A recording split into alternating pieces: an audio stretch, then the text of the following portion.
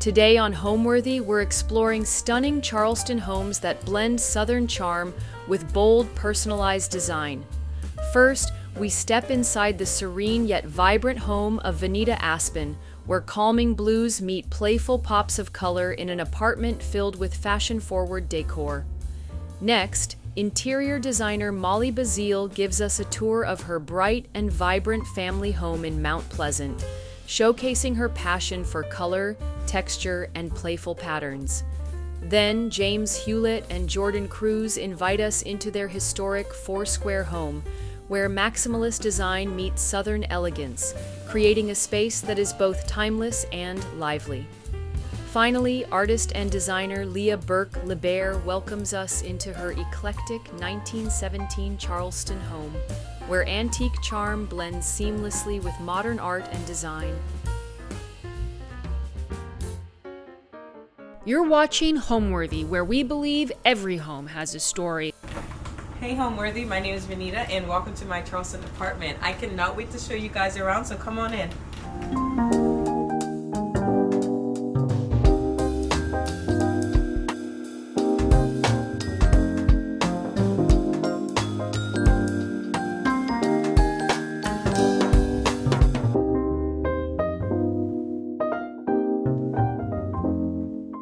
You're watching Homeworthy, where we believe every home has a story. Before today's episode, click the join button below to support all of the storytelling we do on this channel. Our growing community of members help to directly fund more videos so we can capture these extraordinary homes from around the world. So join today to receive early and exclusive access to new Homeworthy videos. Hey guys, my name is Venita Aspen. I am a Southern tastemaker and TV personality, and we are in my 1,200 square foot apartment in Charleston, South Carolina. Okay, so I have been living in this apartment for 4 years, and when I first moved in, I actually did not walk through the entire apartment. I walked in and I saw how bright it was, and I said, I'd take it, which is so crazy because I had no idea what the rest of the apartment looked like. So when I came in, I learned that there were a lot of changes that needed to be made. So I wanted to create with this space a calming space for me. A lot of what I do on a day-to-day basis is pretty hectic, so I wanted a sense of calm when I walked through the door. So I've changed light fixtures, I've changed countertops, I've turned my dining room into a closet. I mean, anything you can think of, I've done it to this apartment. So my closet was traditionally they sold it as a dining room, and to me, it's kind of just like a middle ground of the house in between my kitchen and my bathroom. And I ended up designing a walk-in closet in that space instead of using it as a traditional dining room and or switching it into an office. So that is definitely my pride and joy space of my home, besides my porches and my backyard. So this is the apartment that I live in now. Is the apartment that I got blessed, and you may or may not know the television show that I'm on is called Southern Charm, and one of my castmates, who is now a dear friend of mine, lived here prior to me, and upon learning that by receiving his mail one day, I decided to have my apartment blessed not once but twice by a priest. So this apartment is actually the first space I've ever designed start to finish on my own.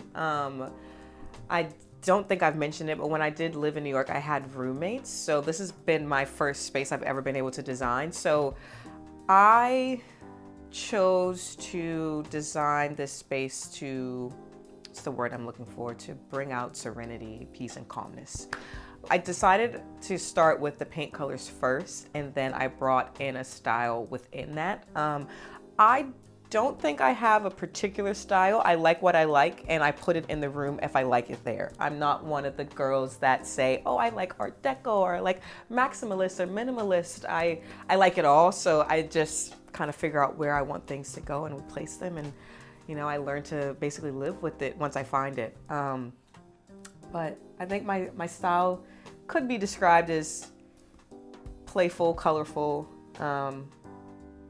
bold with a hint of calm. You know, I think that's how I would describe it.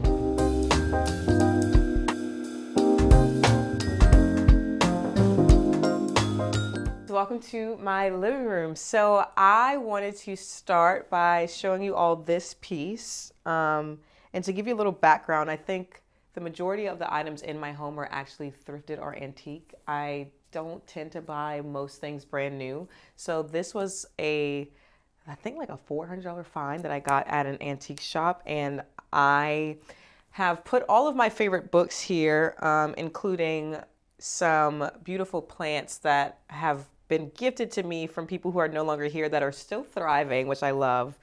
And one of my favorite pieces on this bookshelf would have to be these opera frames. And I also have the case. I saw these at an antique shop before I even purchased the bookshelf. And I just knew that whenever my bookshelf came, I would put these opera glasses on them. So here they are in all their glory.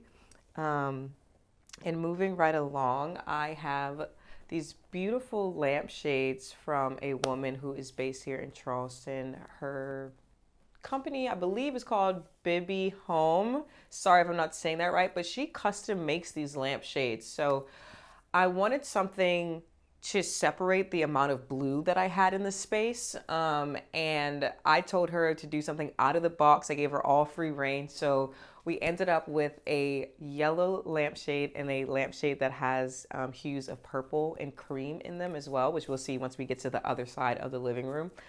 But moving right along, my art that's on the wall, when I first started designing my space, I naturally have a preppy aesthetic and I wanted it to feel preppy but not scream preppy.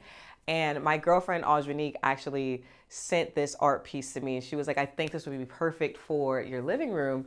And it is a beautiful, I don't know how to describe it. It's a beautiful portrait of an individual whose entire head is hydrangeas. And I thought that was exactly what I described. So that's how we landed on that piece. And I've basically framed the rest of the living room around this piece. I painted first, we got the piece.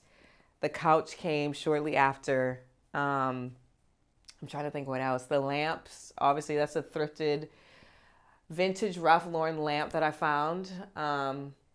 And the living room just kind of started to come together on its own, and basing it around this art piece was definitely helpful to me, especially when it came to pulling more colors that weren't in the blue family. As you can see, my entire living room is blue. And I didn't want it to feel so blue that it was unapproachable, which is why the pops of color in the lamps came into play. And if we make our way over to my beautiful second lamp that's in my living room that I actually have stacked on books. So I found this lamp and I loved it, but it wasn't tall enough.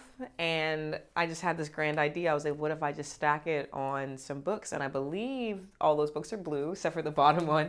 So I stacked it I stacked the lamp on top of these books. And again, this lampshade just creates such a different visual space for the room. These two vignettes where the lamps are completely different. It almost makes you feel like you're in two separate parts of the living room. Which I love, and giving the artist free reign to kind of do what she wanted allowed me to fall in love with introducing a separate color to my living room. And lastly, we have my little bar area here, which I had been searching for the perfect bar cart for, I don't know, like I think 3 years. And the moment I decided to go on a drinking hiatus, what popped up? My bar cart. So we have this beautiful antique bar cart that I purchased locally from, give me 1 second, it's gonna come to me. Antiques of South Windermere. Oh my God, my brain was like not working. So I purchased this bar cart there and I got it at a steal. The guy's booth was 50% off that day. So I think I got a really good deal on it. I believe the bar cart is from like 1971, which is to me not that old, but in the grand scheme of things, I guess it is kind of old.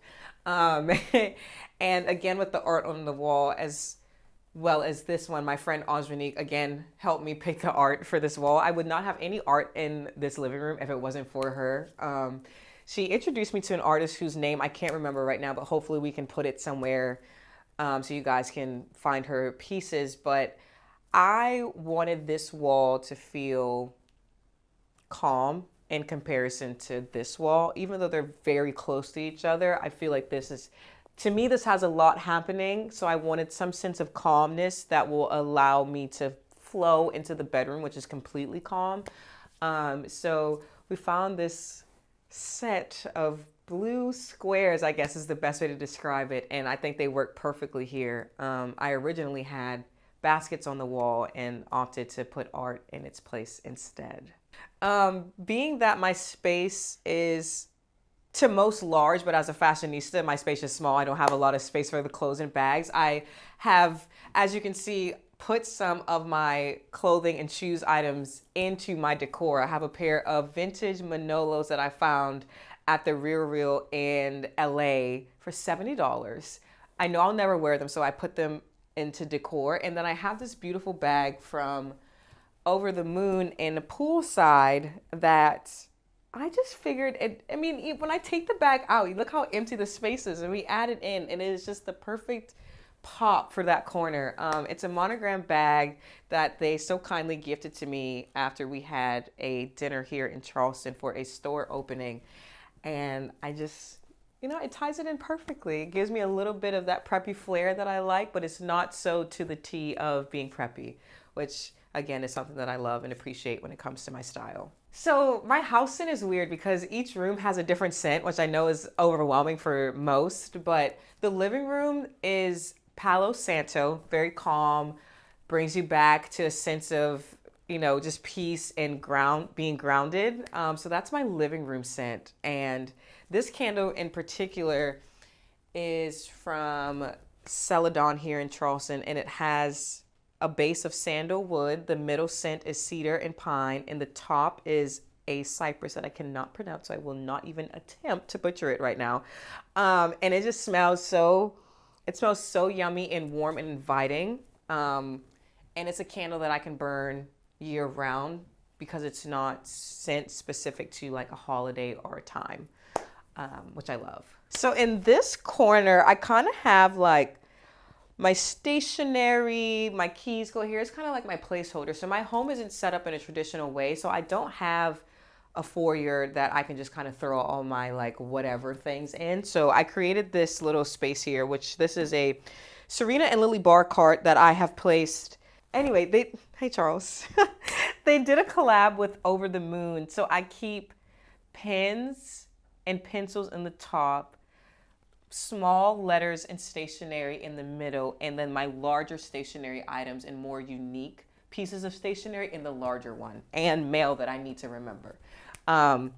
So I kind of use these suitcases as more of a storage solution for my stationery and my mail, which is pretty fun. So I really do enjoy the art of stationery and writing letters. I feel like in this day and age, we are so used to being able to talk to someone so quickly, and the thoughtfulness is kind of lost because you can do it in such a quick way. Whereas I have a really good friend of mine named Ryan, and every single time we hang out, 3 days later or 4 days later, I always have a letter in the mail saying, "Thank you so much for your time. I really appreciate our friendship." So I picked up on that, and I started doing that on my own as well. So once I hang out with someone or we have dinner, I do send some snail mail to them, which is kind of fun because it kind of breaks up the hecticness of the world that we live in our day-to-day life by receiving a handwritten letter or note from someone who loves and cares about you. So when I first moved into this apartment, I only had one closet, and it is right here. And this closet also holds my washer and dryer. So what I ended up doing is I partnered with Graceful Space Organizing. We completely changed the way this closet worked. So we store all of my fall and winter items in here. Being that I live in Charleston, I do not reach for those items often at all. We have all of my backup like skincare, hair care products, paper towels, vases, and like random things like hats and sunglasses. They all belong in this space with my washer and dryer. Some days I still can't believe that this was the only closet I had the first year and a half that I lived in this apartment. It blows my mind. And once you see the closet that I currently have, you'll completely understand why that is the case. Moving over to our fireplace. So I have two fireplaces in my home, and neither of them work because my home is split, and there's another unit above me. But I decided to add some candles for ambiance in the fireplace area, and my boyfriend so kindly gifted me for one Christmas this Marshall speaker that I use to create a surround sound effect when I'm watching television and movies. And I think that it fits so perfectly with my aesthetic. It's like vintage but new, all in one. And then obviously tips and tricks. This basket, I cut a large hole in the back and it holds every single wire that is for the speaker, the cable box, my television. It's all stored in here, which is great. And it took me a bit to find that concept, but it was one that I thought worked best for me in my space. And I love still being able to tie in my love of wicker and rattan by having that box here too. So when it came to designing this space, the original lighting that I had in the living room was pretty drab, and I wanted something that, again, the words peace, serenity, and calm are words that I will continue to use throughout this entire tour, but I wanted a light that gave me that same feeling. And since I decided to paint the living room blue, I wanted to have a white light that resembled a cloud. So it was kind of like I was resting in the clouds when I came home. I know that's silly to say out loud, but I love it. I kind of live in that too. I just wanted a very strong sense of peace in my home. So this is where this light comes into play as my cloud, if you will. And being that my space is completely blue, when it comes to florals, I can kind of play a little bit more, I think. And my friend Sunny always delivers these beautiful florals to me, and he appreciates and loves my love for orchids. So there's always orchids somewhere within the florals, which I think the color and hues now tie in so perfectly with the lamp that is actually a new addition to the living room. But yeah, Sunny makes the most insane florals. Like, I mean, insane. Imagine taking your Pinterest photo, handing it to him, and then he hands it right back to you. That's Sunny. And we love Sunny for that. The florals are, I mean, my favorite part of the house, obviously, but they're beautiful. So when I first walked into this apartment, I knew immediately that I wanted it. Hence the fact that I walked in, cut the corner once, and I didn't even see the back of the house. All I saw when I walked in was the amount of light that poured into this house. And it was the only apartment that I looked at. It was the first apartment I looked at upon moving back from New York to Charleston. And I kind of knew right away, like, this is mine, but I had no idea how I was going to design it. I started off with a lot of rattan, a lot of wicker. I wanted it to feel so Palm Beach because that was a place at the time I was traveling to quite a bit, and it was a happy place for me. So I thought I was going to go that route, and then as time went on, I kind of found my own style within the Palm Beach aesthetic. Some things still make an ode to Palm Beach, like a lot of orchids all over the home and bold colors, but yeah, that's kind of how I felt when I first walked into the apartment. I knew right away that this was the apartment for me.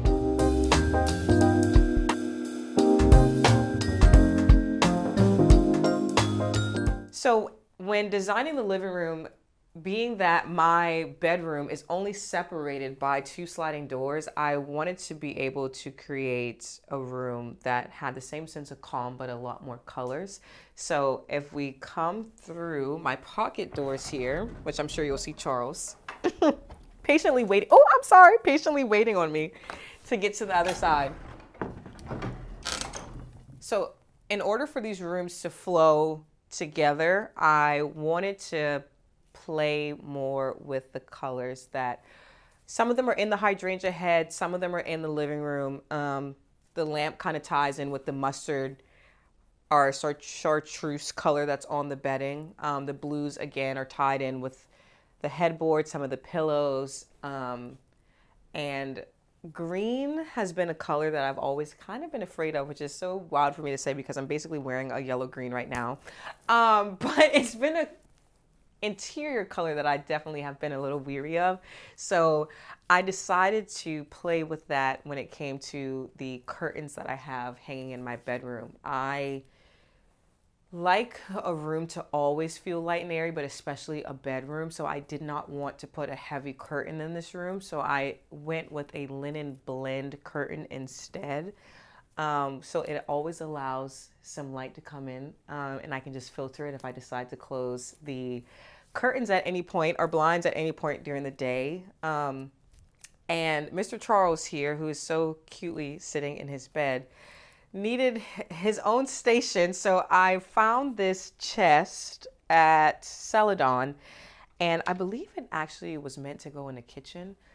It has this little like tray, so I'm like, maybe put a cocktail here or something. I don't know. We haven't tried it out yet, but I store all of his toys, his clothes, his medicine, and food in the bottom of this, and some of my overflow items go in the top. Like I have a few purses in here and a bag or two. And when it came to my bedroom, again, I wanted to put an emphasis on my love for color. I didn't want to have another room that felt as singular in color as my living room does. So we played with hues of oranges, green, chartreuse, and blues. And this rug is a unicorn find because I found this rug on the biggest sale. I think it was 90% off or something like that, which I didn't even think existed. And this is a 9x10. So we all know how expensive a 9x10 rug is. So for me to find that at such a steal was amazing. And at first I purchased the rug for the living room because I wanted to break up the blue in there, but it didn't work. So I brought it on into the bedroom, and I think it just goes so beautifully with all the other colors that I have. And when designing this room, I'm a TV watcher to go to bed type of gal. And at first I thought it was kind of silly to have two TVs right next to each other, in the sense since my living room and bedroom don't have a traditional door. I ended up creating a gallery wall that worked around not only my TV, but my mirror where I sit at my vanity to get ready. And she's still a work in progress, I think, but I have her to a point of love right now. So I really love her. I have some art from a local artist here named Carrie Davis. She makes these unique and fun faces. And I walked into Charleston Artist Collective and I was like, I don't know, the pink might be too bright. And when I put it in the space, I was like, okay, no, it's perfect. I have an original on this wall. I have a print from the internet on this wall, and I have a vintage tapestry on this wall. So saying all that to say, don't be afraid to mix things together. Building a home takes a lot of time and a lot of money, and you don't have to stress yourself out having originals of everything. Sometimes prints are just as beautiful as an original piece of art.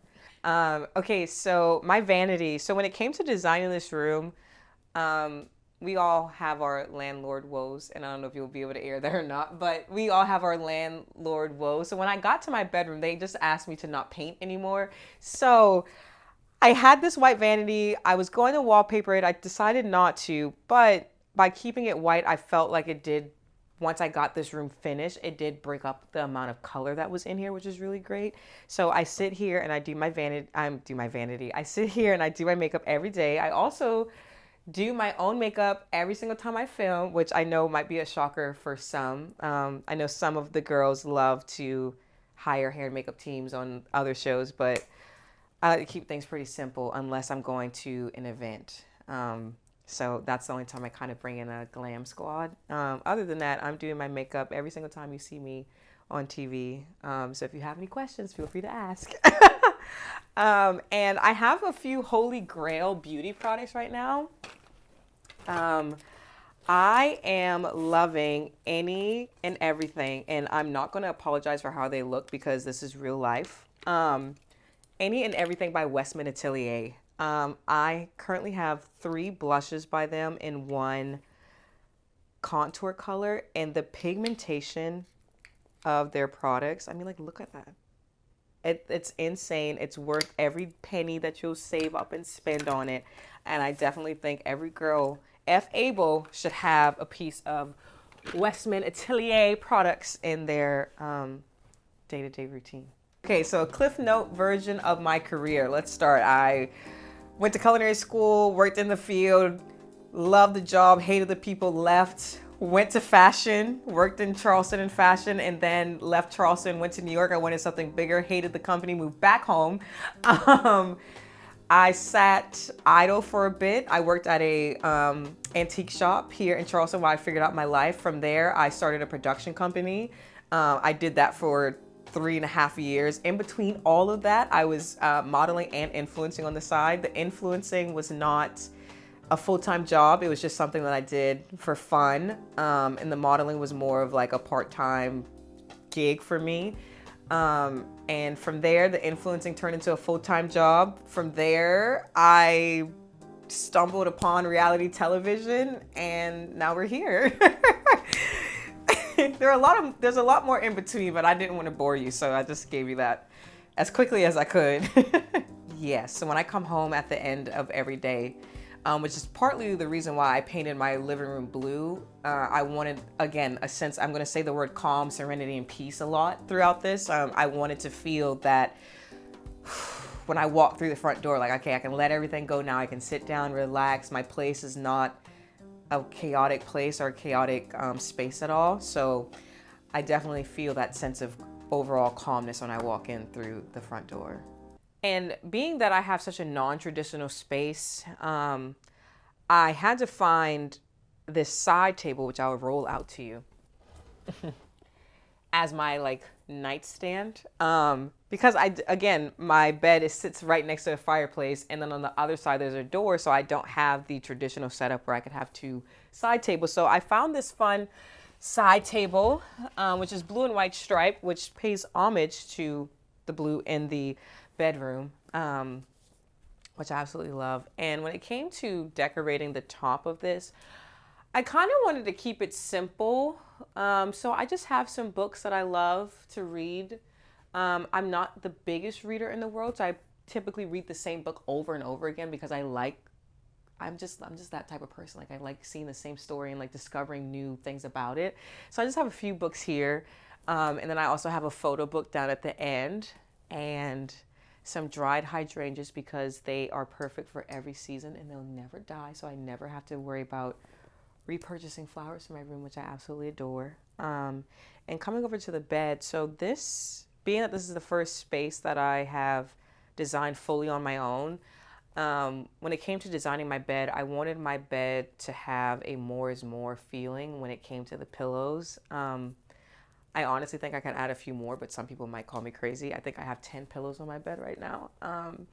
And I just wanted the color to shine more so in the room through the bedding, which is why I chose to go with the chartreuse color, which was not my first choice. I originally had a black and white bedroom idea, and I decided to add in color. And then I have a beautiful blue quilt that ties in the blue with these pillows. I am a pillow hoarder. I like the idea of having a lot of pillows on the bed. More is more. When it comes to bedding, is something that I really enjoy when I look at other people's homes. So I try to encapsulate that here with the 10 pillows that I currently have on my bed. And my favorite pillows on the bed are from Hunt Slonim, and I discovered this artist through my friend Grace Atwood.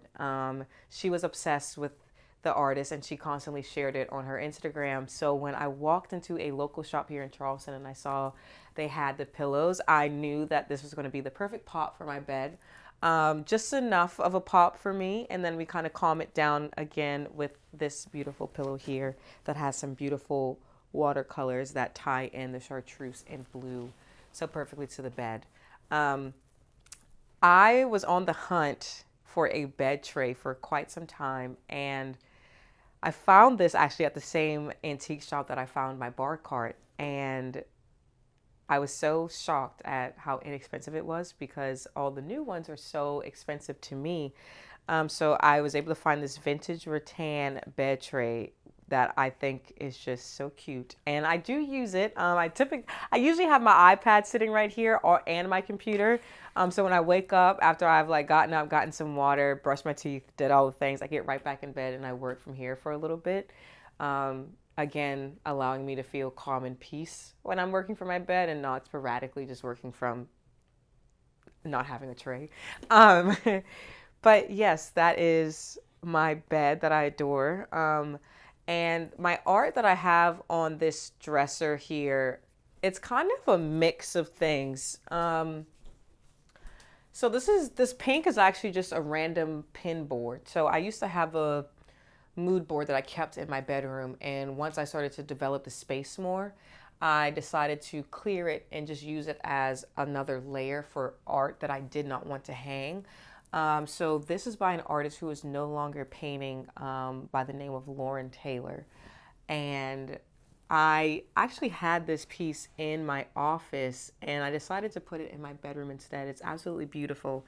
And I discovered this artist with a friend of mine, Austin Walker. We went to an art walk in Beaufort, and there was a woman there who created these faces out of steel, and the steel was out of my price point. And when I said that to her, she was like, well, I actually have it in prints too. Again, letting you guys know prints matter, okay? They're just as important. So I ended up purchasing the print of her original sculpture and adding that to my room. A lot of my art has a feeling of strong and belonging. I think that's how I like to describe it. So these two pieces definitely tied that in perfectly for me.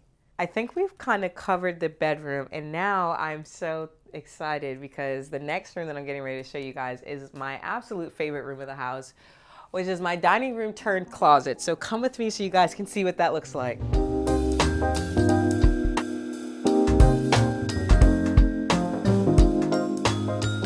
So we are stepping in to my closet. I definitely have designed a closet of every girl's dreams. So my closet was an empty space when I moved in. None of this was here. And I couldn't decide if I was going to turn it into an office space or I was just going to have it as like storage. And the more I thought about it, the more I said, how crazy would it be if I just flipped it into a closet?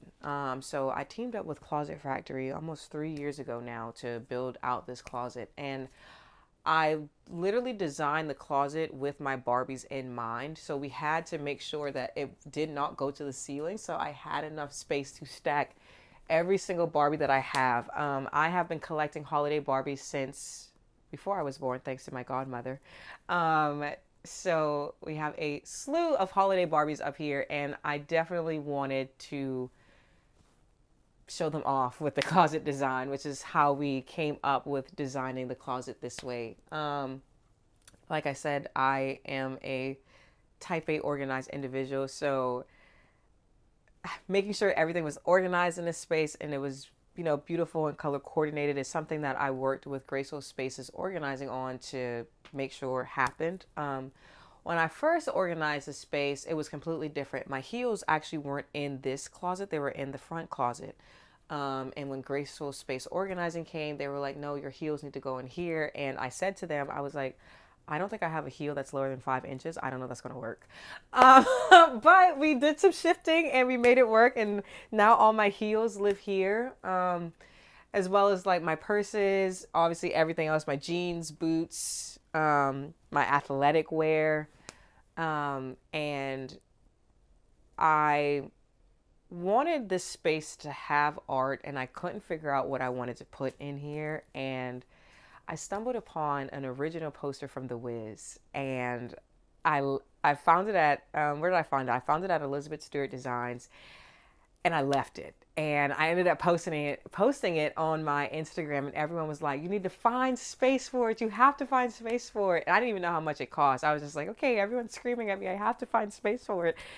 So I ended up calling them back and was like, do you still have it? And they did, and they held it for me. And we ended up adding it in my closet here to kind of just give something on this wall besides an empty space. And I absolutely love it. It is a a beautiful woman who's standing strong, and the colors are just so perfect. They're not distracting, so it doesn't take away from everything else happening in the closet. It kind of just blends in very seamlessly, and I'm obsessed with this. I'm very happy that I found her. And with this space in my closet, it's a little weird. So as you can see, I have a door that separates these two spaces, but behind that door, I have a wall of headbands. I have a wall of headbands here, and I have my necklaces, and I also use this area to store all of my perfume.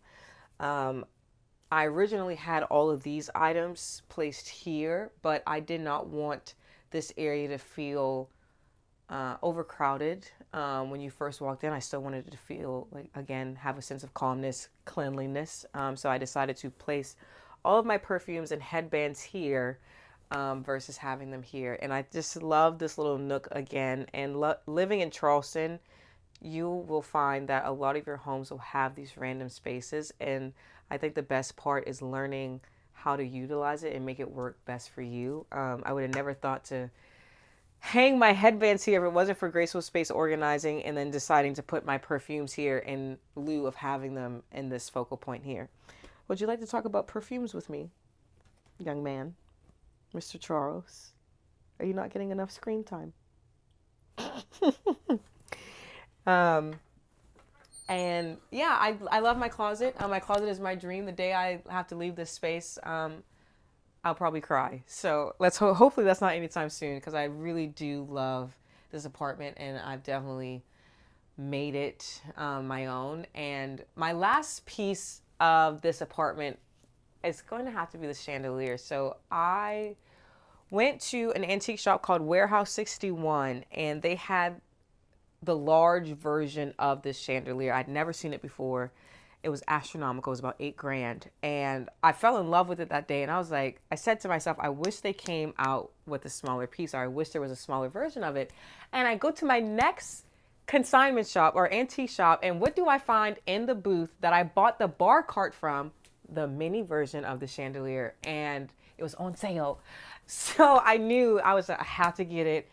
I loved everything in my closet is so colorful and bright. I needed something in this space to match that. And the chandelier, having a slew of different colors and shapes, really felt like it was going to fit the space. And it's just perfect. I could not have created a more perfect chandelier for this space besides the one that we currently have. And I absolutely love her. The chandelier, as I learned from my antique dealer, you can switch these fruits out. And I learned it the hard way, because when I first hung this with my handyman, we dropped it.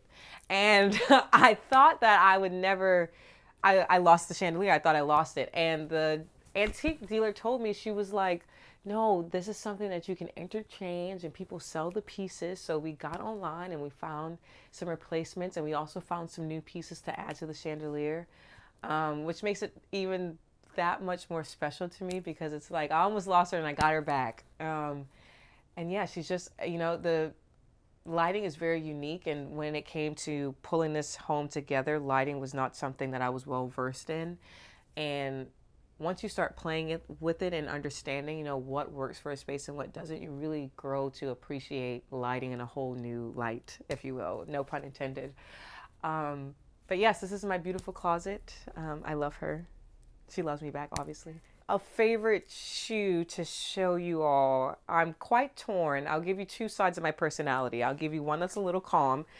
It'd have to be these raffia heels by Sam Edelman. I say calm, and they're like 4.5 inches, or if not 5.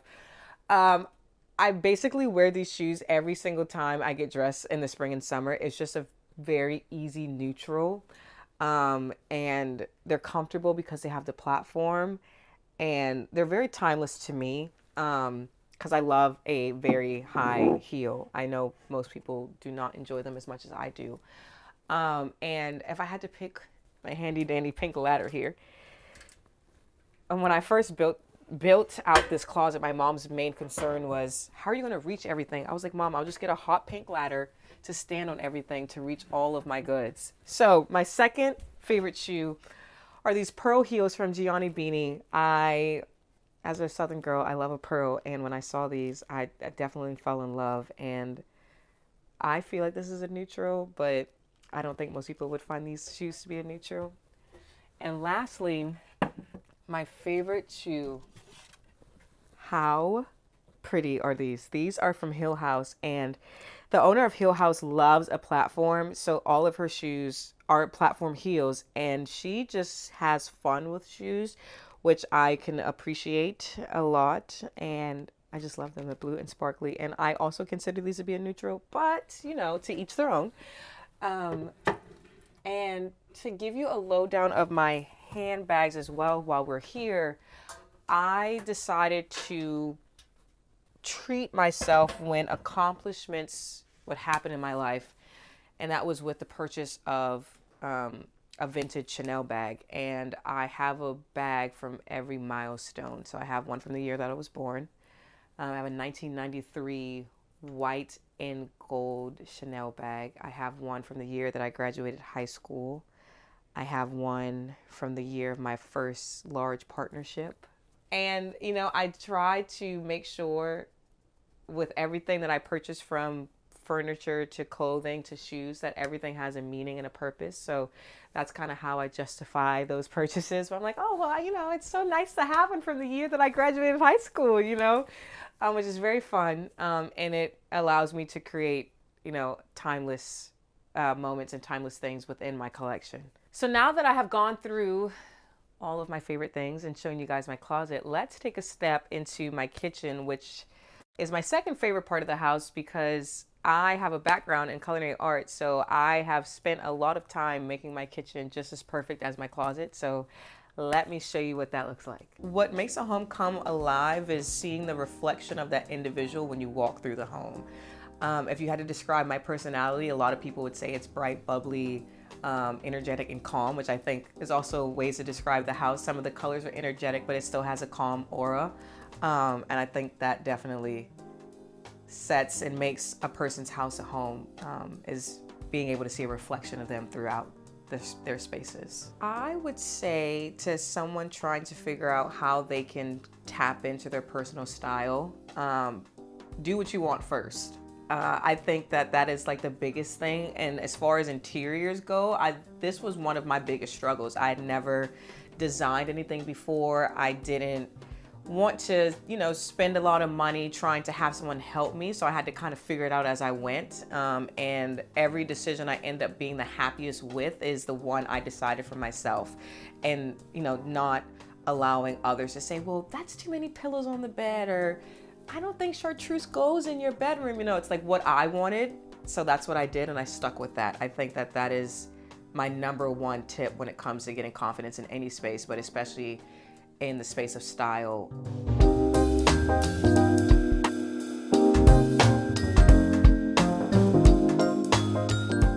Okay, so welcome to my kitchen. So when I walked through this apartment the first time, like I said, I did not make it to this portion of the house at all. So I kind of just moved in on a whim, and the kitchen was a labor of love because when I came in, I had older countertops, which were fine, but they needed to be replaced, but I didn't have the finances to do so. So I went to a marble place, a marble store. I don't know how to describe that. And I asked them for scrap marble that they had for sale. And the gentleman sold me a piece that was very long, and I hadn't measured anything. I'm not one of those. I probably make everyone so annoyed because I don't like measuring things. And I just took it. I was like, it's perfect. It was in my price point. I was like, I'll take it. And I brought it in, and I realized that I made it too long. So with that, alongside working with Closet Factory to do my closet, we ended up creating a build out because I enjoy tea and coffee. I used to have coffee here. Now I'm only drinking strictly tea. So we created these drawers and this shelf to make sure that this did not seem silly when we place it within the kitchen. which I love. And I keep bowls, measuring cups, backup storage items here. And all of my glass and containers. Again, I keep things in wicker baskets to kind of keep the vibe going throughout the house. And behind this curtain is actually my water heater. Living in an older home, sometimes you just come across things that are really ugly, and my water heater was one of those things. And I didn't think that it was something that could be moved, so I just decided to hang up a rod and hide my water heater behind a curtain. And being that I don't have a lot of space in here, and I have more kitchen items, I think, than I do shoes, believe it or not, I decided to use the items that I do use quite often, but use them as decoration instead of hiding them when I ran out of storage for my other pots and pans. So we've placed all of our tea kettles, our water pitchers, our strainers, some Le Creuset pots, some Mackenzie Childs items. I also have a beautiful vintage tea set that I bring out on occasion, which is very fun. My KitchenAid mixer. I just decided to decorate it up there instead. And I know I mentioned earlier that I have a background in culinary arts, and with that, when it came to creating content around it, I didn't have an overhead space above my oven or my stove, so I decided to work with my handyman here to create some shelves that will also allow me to store my cooking books, extra glassware, some vases. This holds olive oil and vinegar, my oven mitts. I just wanted to be able to create more storage when it came to this space. And again, I did not know what I was walking into because I had not come back here. So when I first moved in, my refrigerator actually sat right here.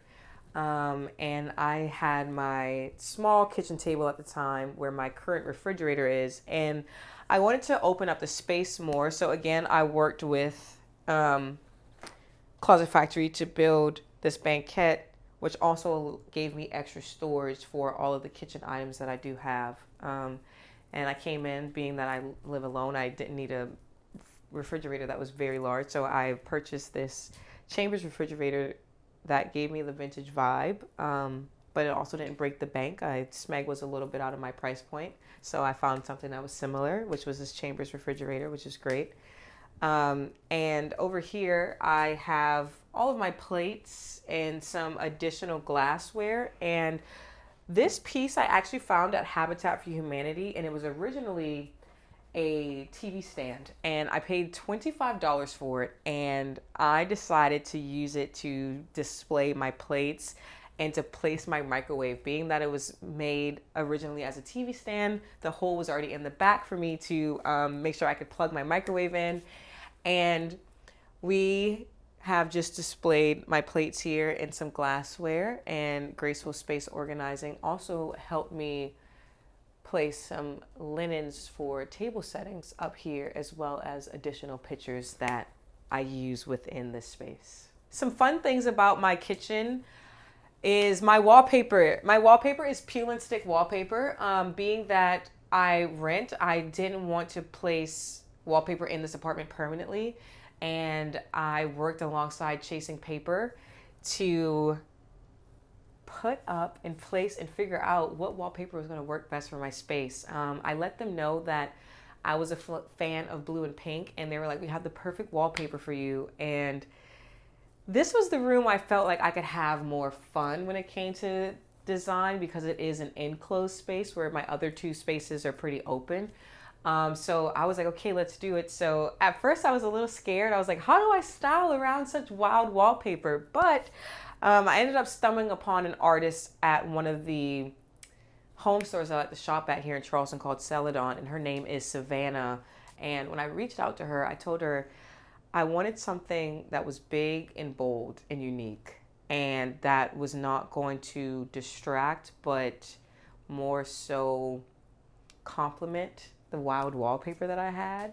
And she showed me this in a print, and I asked her, I was like, I think I want the original. I didn't want a print. And I wanted the original because of the texture that is on the painting. You can't get that in a print. So I opted for the original here, and it is I mean, it's absolutely beautiful. I love it. Again, it ties in with the women that are in my bedroom that just give this strong presence. And her hair being a palm is very, what's the word I'm looking for? It's very much an ode to Charleston and palm trees. And, you know, the green now ties in with the green in the bedroom.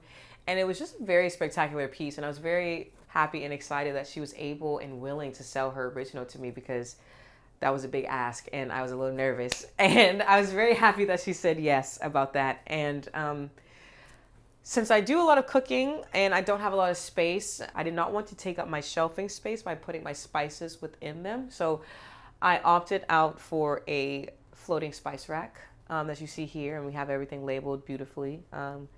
Graceful spaces. Organizing actually switched out the canisters that I had, and they were like, how do you feel about a bamboo top on your spices? And I said, I'm game for it. So they did that for me, and they also included magnetic knife holders for me. My knives are very special, and I like to make sure that they're protected and on display. So we have them here, which makes it very easy for me to grab them while I'm cooking. I can just turn around and do this number, and then my spices are here, which is great. And then I can do this in this portion of the kitchen, are all my oils, additional overflow for spices, and all of my baking items as well. So now that we have gone through and shown you everything that is to love about my kitchen, I want to show you one of my last favorite spots of my home, which is my side porch. And living in Charleston, having a porch is the best thing available.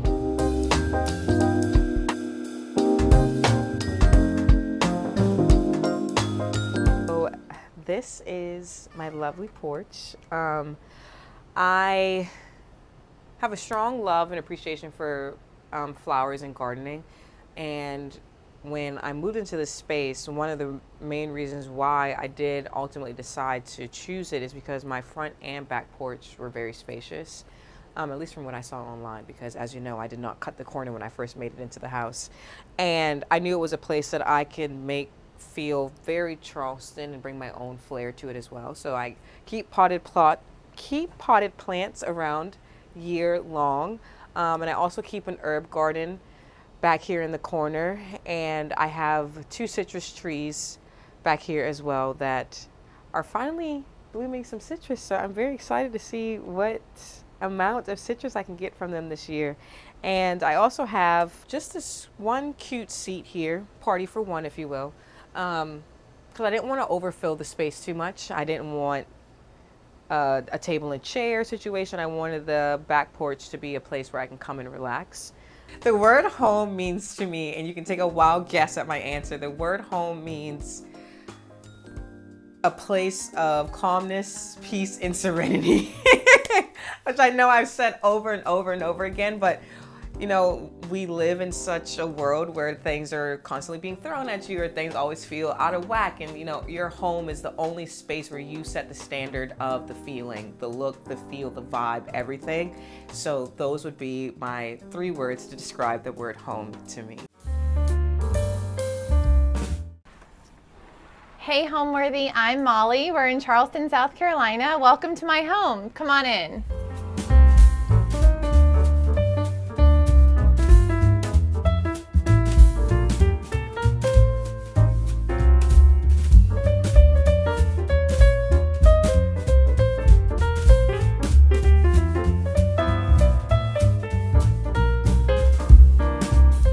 You're watching Homeworthy, where we believe every home has a story. Before today's episode, click the join button below to support all of the storytelling we do on this channel.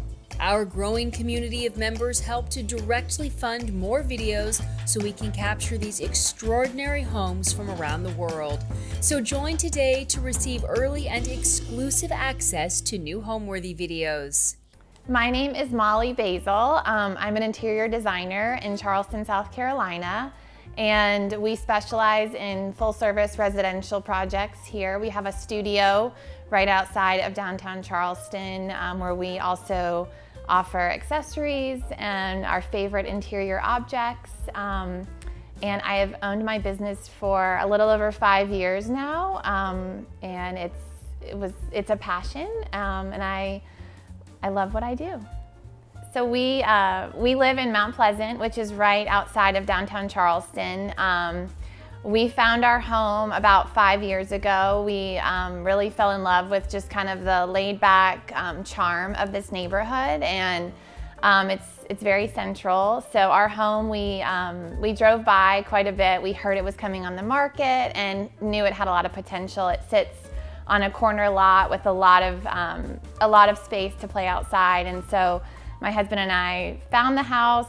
We actually, jumped on it before it even hit the market. We wrote a letter to the sellers and, really could see us here long term. So this is sort of our, what I would say forever or long-term home. We really fell in love with the location and just kind of the lot. There's a large magnolia tree out front.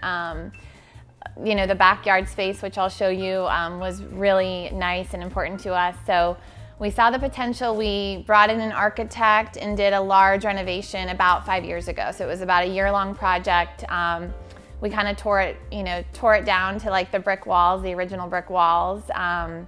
But we love it, and it's just really comfortable. It does have formal traditional elements, but I also try to keep it very livable and family friendly.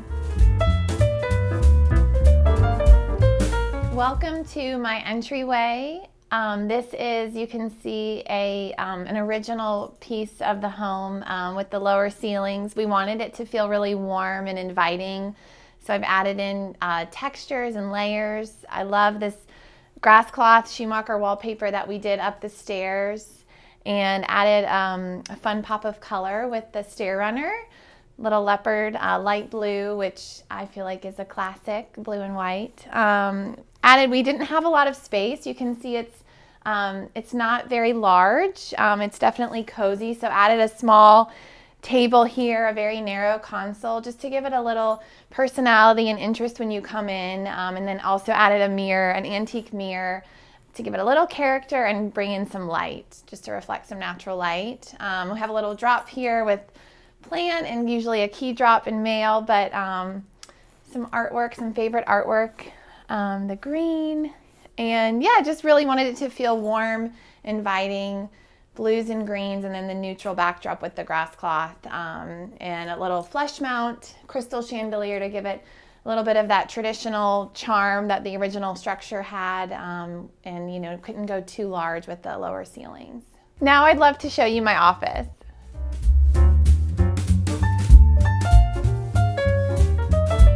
My office is right off of our entry. We have the glass pocket doors we added to give a little privacy but still bring in the light. This is another smaller space in our home, but perfect amount just for me to kind of sit in here and work when I want to work from home. It is a similar color palette off the entry with warm neutrals and blues and greens. Added these floral draperies, this antique desk, which I love. And then kind of a fun little modern chair at the desk. So you can see I love family pictures and try to keep it very personal in here, with all of the styling and the built-ins as well. One big piece of it was adding the storage, and so we did the built-in wall with the grass cloth at the back to bring in the grass cloth from the foyer, and also just give it a little more depth. So we designed these built-ins, and you can see I have lots of personal items that are kind of, rotating occasionally, and then a little bench here. Before I had my studio in Charleston, I worked out of here full-time, and so definitely had, some good functional storage that was important. But I love this little space right off the entry, and it's a nice place to kind of just work from home and have a little quiet when I need. The little pillow is my favorite thing to make for dinner is reservations. And it's kind of true with where I am in my phase of life right now. I do enjoy cooking, but we are, busy with a 2-year-old and a 4-year-old. And so going out to dinner is a treat and one of my favorite things. And then I've added this more modern abstract art with pulling out blues and greens again from sort of the entry color palette, and then the drapery panels in here, but needed something large to fill this wall. It's a good backdrop, to any calls, and also just adds a, pop of color on this large white space. When we first saw the home, we really loved the charm. It was a 1950s colonial style. I love the traditional curb appeal. My husband really wanted sort of an updated, newer style, more modern finishes. And so it was a good place for us because we knew that we saw the potential with the space to add on.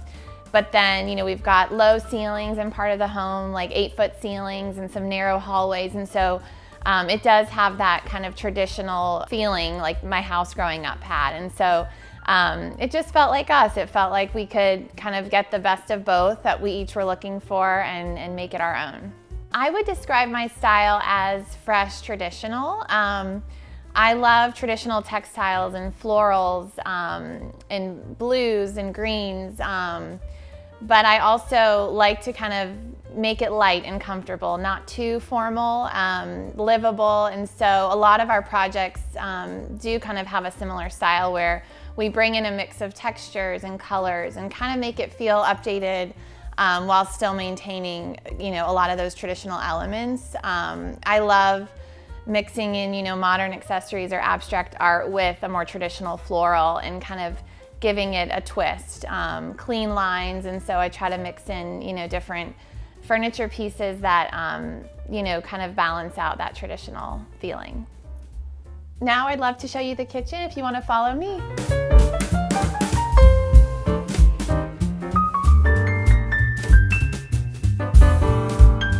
Welcome to my kitchen. It's very, light, kind of clean, white. Added the unlacquered brass finishes throughout, and just wanted a really kind of clean palette and light and bright space. We added the large island, which I love. And this is kind of where we spend a lot of our time, as most do, I'm sure. The brass lanterns, I love the idea of just doing something different for the pendants, and added the fun little fabric shades on the lanterns to give it a little personal touch and pop of color. But it's very just clean, timeless, the white and brass. This is our cozy corner, as we call it, and it's one of our family's favorite spaces.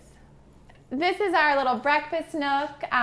So it's not the formal dining space, but where we do eat a lot of family meals, and had this large abstract art commissioned for the big wall at the back. And I've added some durable faux leather bench cushions, so it's very family friendly and also where we spend a lot of time. The bar stools we had from our last home, which was actually very cozy kitchen, and so my goal with the acrylic was just to keep them very light. We brought them into this home, and I still love them with children. I can just wipe them down, which is really nice. They kind of disappear, and they're definitely more clean, modern lines with, the more traditional lantern and unlacquered brass finishes. So, I just kind of like to keep this really fresh and clean. I still love an all-white kitchen, so.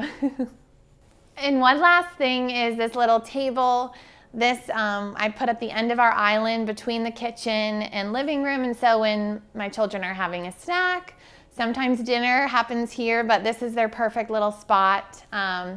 Easy for me to, kind of help them, and this is a nice little touch at the end of the island. Right near our kitchen, kind of off the island, we have a little bar area where we love to entertain, have friends over. You can see we just have a little styled bar. It also is right between the kitchen and the dining space. Our kitchen and dining room is all very open, but I still tried to create sort of a more traditional formal feel in this dining room. So you can see it is open concept, but added the formal chandelier and just more of the traditional Louis chairs with the green fabric to give it some interest. So this is our formal dining room right behind the kitchen. And then as we move into our living space, so this is where the original home ended, and we did this addition here, this vaulted room, really kind of to make the house feel updated and new.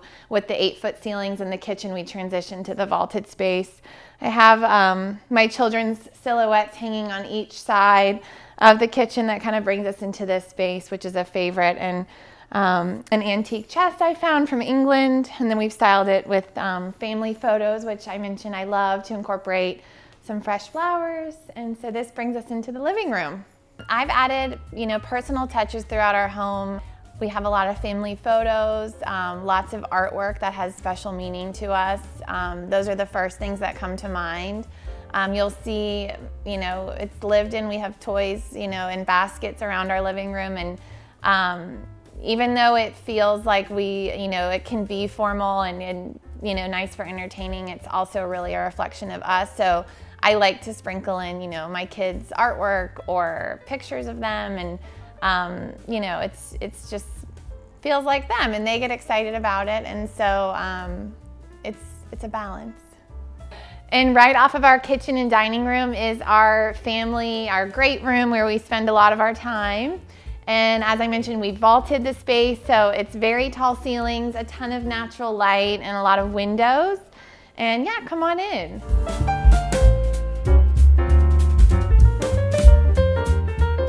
When I designed this room, I started with the rug and really pulled colors from here. So it is a large white space, and I wanted to bring in some color and warmth while still keeping it fresh and light. And so I added the blue sofas with the traditional stripe on the chairs. And this is where we love to hang out. So performance fabrics, and then lots of pattern with the rug and pillows was important to kind of help hide any stains, so it feels very family friendly. The fireplace is the center, the focal point of the room. We did hang our TV, it's an art TV, over the fireplace. And then I added some little touches here with the brass to tie in the brass finish throughout the home. These were actually my grandmother's brass candlesticks, which is really special. And then I love adding a little pop of color with candles, a little unexpected. Behind the sofa, I have our family photos here. I love to change these out when I can, and I think adding those personal touches throughout a space just make it really feel like home. And my children even love to, look at them and see them when they were babies. But adding family photos, I do love to style that way. And little, silver frames. I have a few here, but I think silver frames are a nice way. You can kind of find them anywhere, but they can dress up the family photos so nicely and really look so classic. So our coffee table is a little bit of a distressed wood finish. So it's nice and durable. Also, the distressing helps with little scratches. Lots of toys we play lots of games, and there's a lot of toys on the table. But the traditional wood, I really love to bring in some dark wood in a room, especially with something so bright and white. And then the traditional Ming foot on the table I love. So this table we've had for a long time, but it's just a classic piece. At each end of the room, we had these little walls, and it was important to add some color at the back. So I actually had the paintings of my children commissioned by local artists, and that is my son at the beach a couple years ago, and then my daughter's on the other side, but they're very special to us. And I found 2 chests. They're not a pair, they're a little bit different, but I have an antique chest on each side of the room. And then again, just kind of styling with family pictures and creating little vignettes. It's a nice little corner at the back of the room. Custom draperies. I love adding custom drapes to projects when we can. I think they can give so much to a space. The tall ceilings and windows in this room, it was important that we had some privacy in a way to really highlight the windows. So added these white linen drapes with a detailed trim here that pulls out, the color palette again. I obviously love some blue and green, but the embroidered tape to dress it up a little bit on the leading edge. But these, I think, give the space a little bit of a more formal feeling and really highlight the windows, which was nice. I source kind of all over. I love an antique, a good find. And so for my own home, I would say I've pulled in a lot of antiques and kind of one of a kind pieces. For projects, we do source a lot of new furniture as well. I think antiques are just special. They tell a story. They're a little lived in, which I appreciate. And then, with lighting and kind of pulling in, like I said, modern lines, I think it's a nice balance. Throughout my home, I've sourced, it's taken a while. It's still not quite finished. It's always a work in progress. We've been here living in the home about 4 years, and I still am adding. So there's layers to it, and that's how I approach our work and our projects. And so I think that's what gives, a design, a feeling of home with having kind of layers and personal touches throughout, which comes with time. And now I'd love to show you our powder room. Follow me.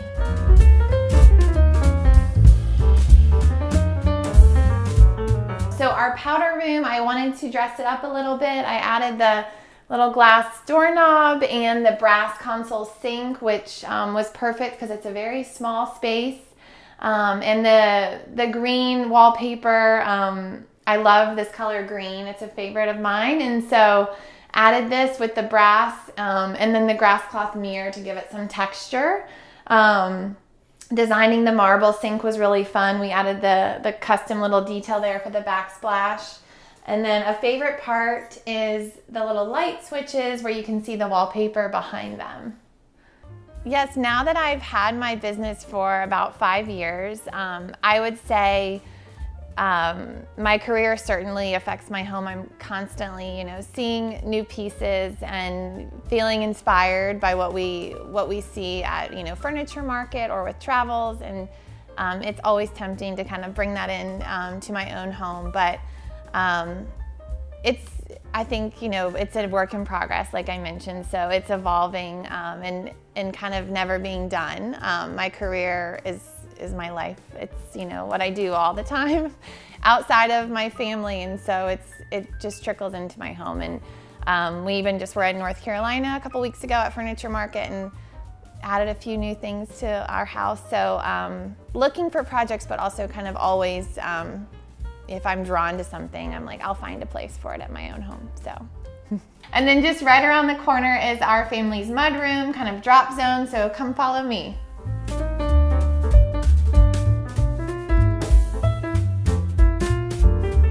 This is where we come in and kind of drop our bags and mail and keys. So we have a lot of storage to kind of hide it all. You can see we've got hooks and cubbies, so shoes can be tucked away. And adding the wallpaper in here was also really fun. I love, the all, kind of one color, the same color throughout. So we painted the trim blue and the cabinets to match the wallpaper. And just kind of give this space a little personality since it is just sort of the drop zone. You can always make them really happy and pretty. So in this space, even with the floral wallpaper, I wanted it to feel like a utility space and kind of storage mudroom. And so added this little task light over the window that's nice, you can see when you come in. What gives a home soul? The people that make it up. So I think it's a safe space for your children to come home to, for your family to really be together. And so I think with young children, it becomes even more important to me to just create a safe little haven for them to be happy and be together. All right, now we'll head upstairs and I will show you our guest bedroom.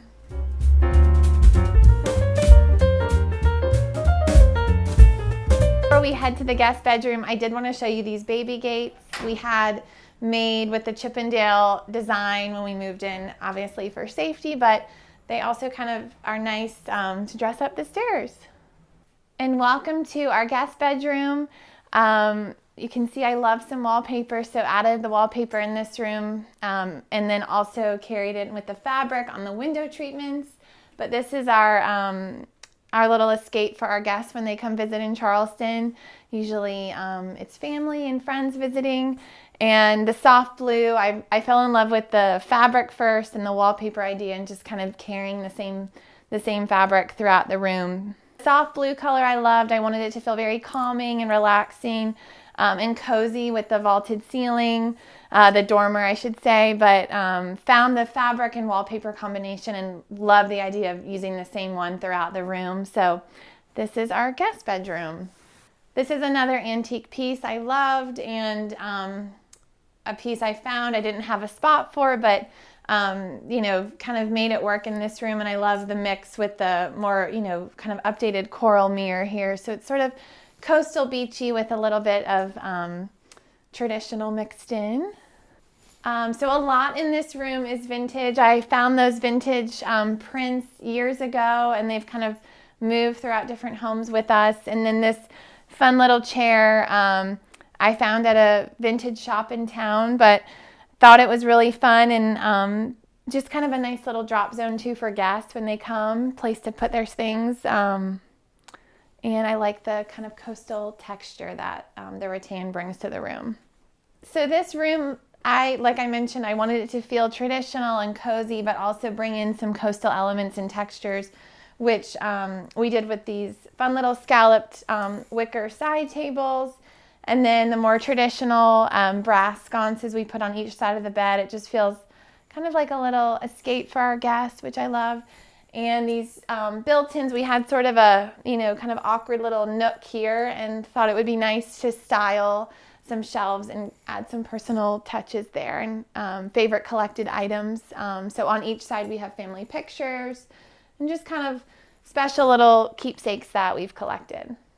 This is our guest bathroom right off the bedroom, and carried the same blue tile into this space that complements the wallpaper nicely from the bedroom. Feels very calming and relaxing in here, and it's small, but we had fun with just kind of the mirror placement in the sconce, being cozy. But this was one of those challenges with designing the room when it was, you know, the original structure, just kind of ceiling pitches and dormers. And so love how we just kind of created this little bathroom off the bedroom.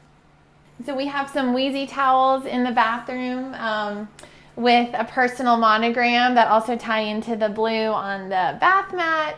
And I think little personal touches like that and kind of thoughtful design details really make our guests feel welcome, which makes me happy. My favorite part of our home is our outdoor space.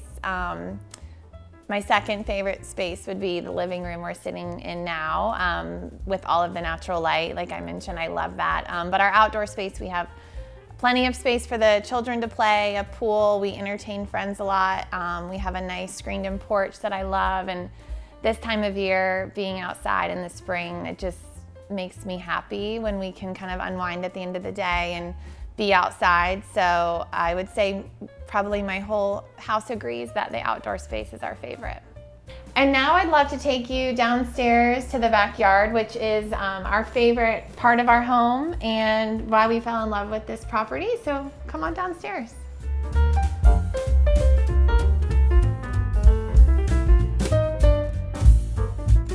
So welcome to our screen porch, which is just off our living room. And this is where we spend a lot of time when it's summer and mosquito season in Charleston. So we have a fireplace here with a TV, and this is where we entertain a lot and spend time with friends when we're by the pool. And then this opens up to our backyard. With the furniture out here, I wanted to keep it, it's obviously outdoor. It will hold up to the weather and just really light and kind of clean and fresh. The wicker, I love the lines of the furniture with the traditional wicker detail.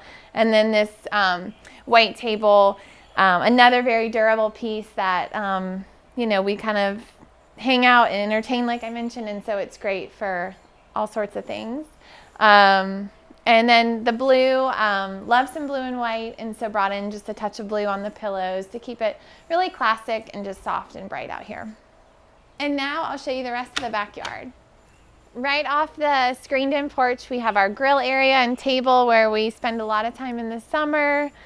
And then it opens up to our pool, lounge side. So we tried to kind of create different little areas to spend time in the backyard. At the very back, we have the fireplace, pool loungers by the pool, and then our dining side. We spend a lot of our weekends by the pool in the summer when it's warm in Charleston, and this is, I think, my kids' favorite place to spend time. We have a lot of friends over. They can come in on our side gate. We can grill, have dinners, and then, you know, just kind of hang by the pool and swim. It gets pretty hot here, so this is the perfect little escape the heat. So our pool, we chose kind of a darker pool and darker tile. It's very clean line, which I love, and so the furniture is sort of a reflection of that. It's teak, just classic clean lines. You know, ties in the blue from the screen porch with the lumbar pillows. I wanted it to feel just like a relaxing resort to, again, just escape and unwind, and then added the little scalloped umbrellas just for a fun little pop. It feels just kind of unexpected and playful, which I like. So this fireplace addition in the back, we love just kind of the unexpected look of it with the traditional details of our home, and so we chose kind of cleaner lines, just really minimal out here to give it a more transitional design. And this is where we, it's really nice even in the fall and winter to just kind of sit out here, have a fire, glass of wine, and just relax. I believe a home is a reflection of the people who, you know, live there. It should bring you happiness. It should bring you, you know, relaxation. It should bring you a lot of joy and a lot of fun memories. When I work on projects, you know, with our clients for an extended period of time, usually at least a year or two, when I kind of say, okay, we're done and it's yours, and, you know, move in, I think about all the memories that they will have together, and so that brings me so much happiness. Just that's why I love what I do. Hi, Homeworthy. I'm James. And I'm Jordan. And welcome to our home in Charleston, South Carolina. Come in.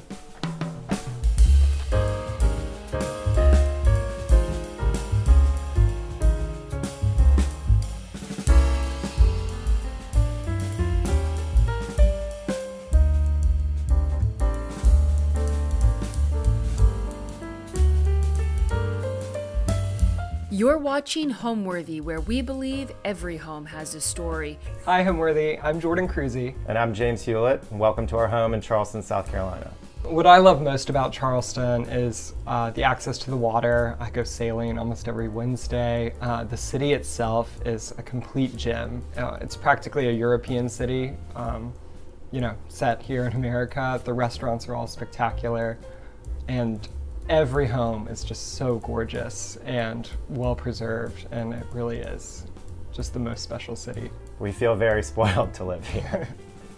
So as a realtor, I'm always kind of looking on the horizon for what's next. And the opportunity came to buy this home, which is in a really special neighborhood, and I think one of Charleston's best kept secrets. It's called Riverland Terrace. It's about 10 minutes from downtown, and it's a particularly high neighborhood. So we're about 23 feet above sea level. Yeah. And this might just be one of the most special streets in that neighborhood. We're one back from the water, and its curb appeal is just beyond charming. And so when it came up, I knew we had to go for it. We met. This is a funny story. We met in college, but we both grew up here in Charleston, and we met in college at a Christmas party I was hosting at my parents' country place.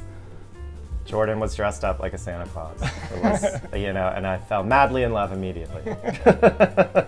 No, it was, we kind of orbited each other's social circles throughout college, both having grown up here, and eventually started dating, I'd say sometime in 2011 or 2012, and then got engaged in 2015, married in 2016, and now we have a baby on the way coming next month.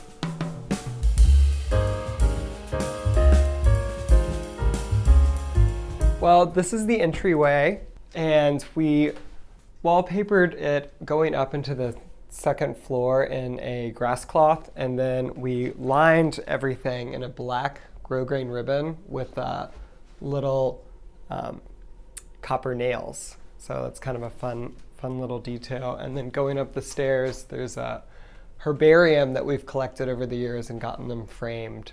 So some of them are quite old, I think 1871, and a little a little earlier. So flanking the entryway, we have the dining room and the living room, which we'll take you into now.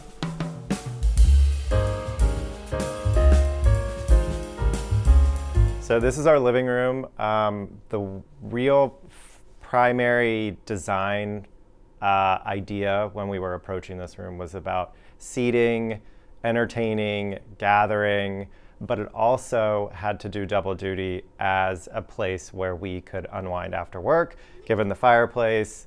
It's where our television is. So we really wanted to, it's a big room. It's not a tiny room. So the challenge for us really was not only putting seating in here, but arranging it in a way that worked every day, not just when we were entertaining. And we were working with our designer who really helped us maximize how that would work and really refine the we and make it cohesive, adding layers, really kept us from probably going overboard. And so we spend a lot of time in this room. Everything we ended up using in this room is just extremely special and sentimental to us. That's a Barbary ram, also called an aoudad, that my father shot, my late father, on one of his last big hunts with my grandfather, and I absolutely love it. We call him Wally because he's on the wall. And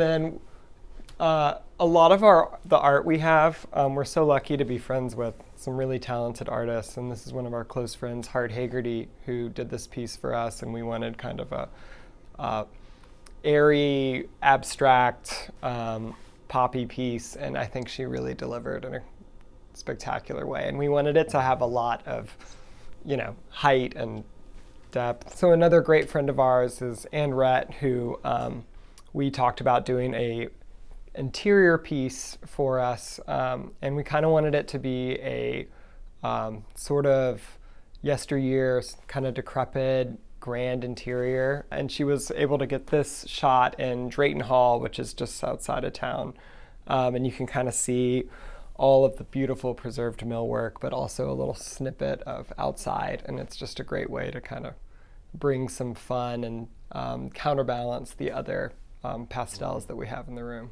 So one of my favorite pieces in this room, aside from the artwork, is this 19th century settee that we have reupholstered in a Miles Red Schumacher fabric to bring it kind of into now.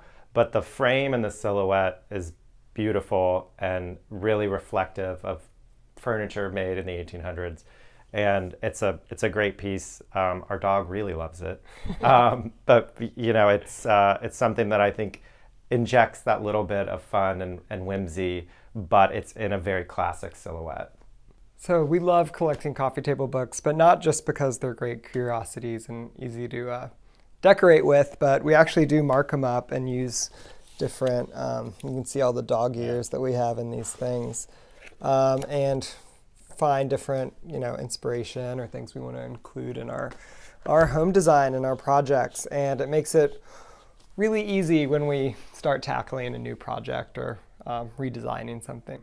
And we draw inspiration not just for interiors, but also entertaining, tablescapes, looking at how people really use their interiors and style them is something that we love to do. And so that's rampant throughout a lot of the books that we collect, is not just nice interiors, but also how people live in them. Friends come over and we've sat down on the floor here, just poured through books, and when they're thinking about, a good friend of ours who just bought a new house and really didn't know what direction she wanted to sort of decorate herself in the space. And it was kind of a fun project to be able to sit around and just talk design. And we really referenced so many of these coffee table books that are all around us.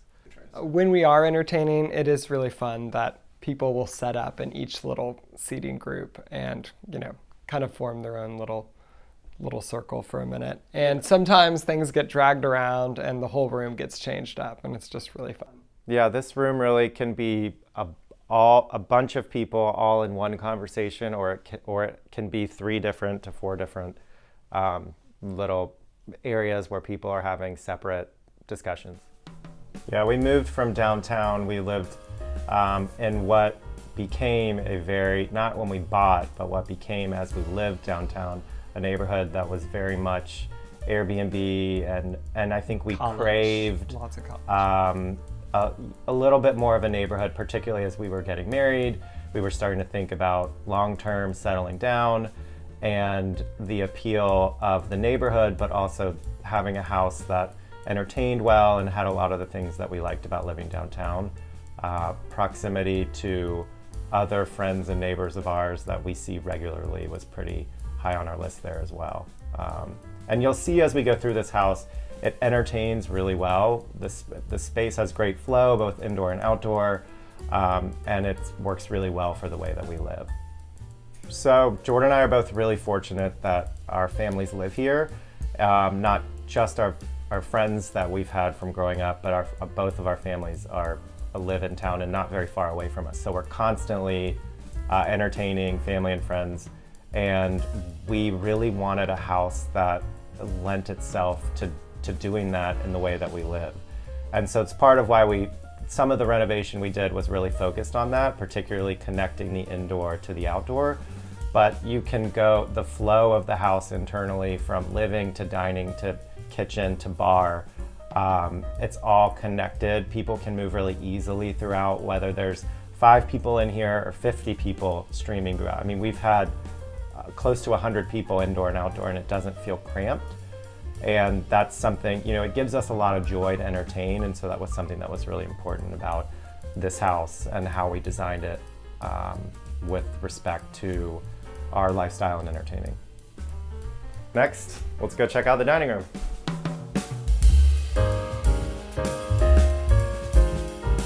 So the first thing I want to point out in here is that this room really was the genesis of the design of the entire house.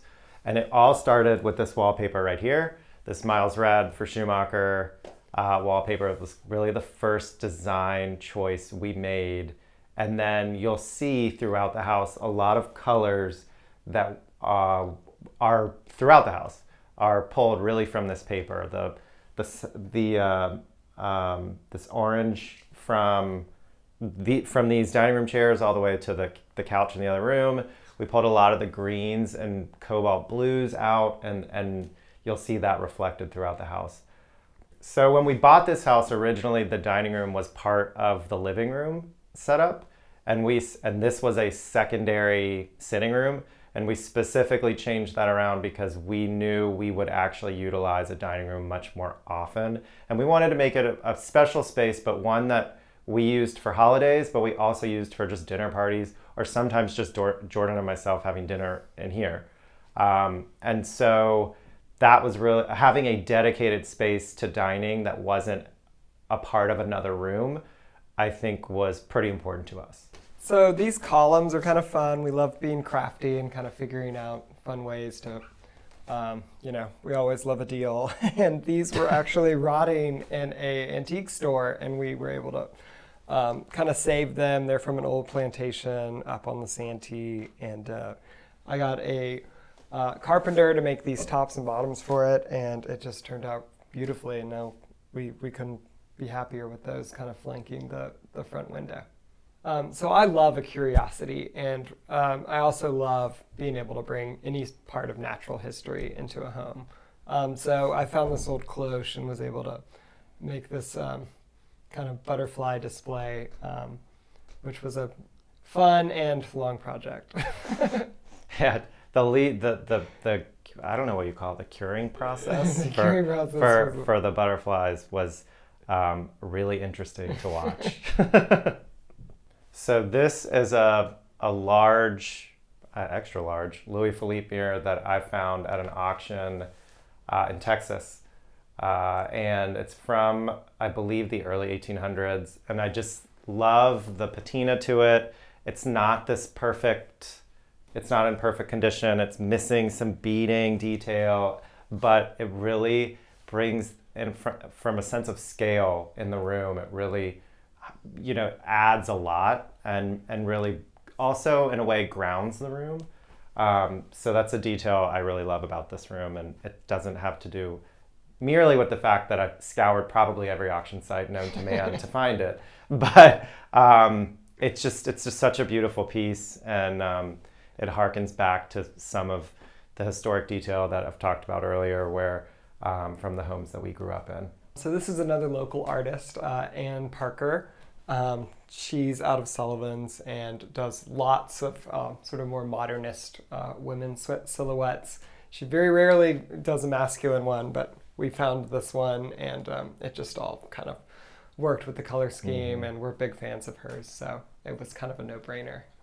So you see these two really more modern art pieces of art, and those really contrast with the more traditional drapes we have here with a pretty, they're dramatic, but it's really from a really, it harkens back to a much more historic type of drape from long ago.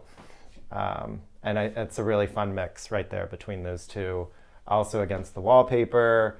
So we've had a lot of fun in this room.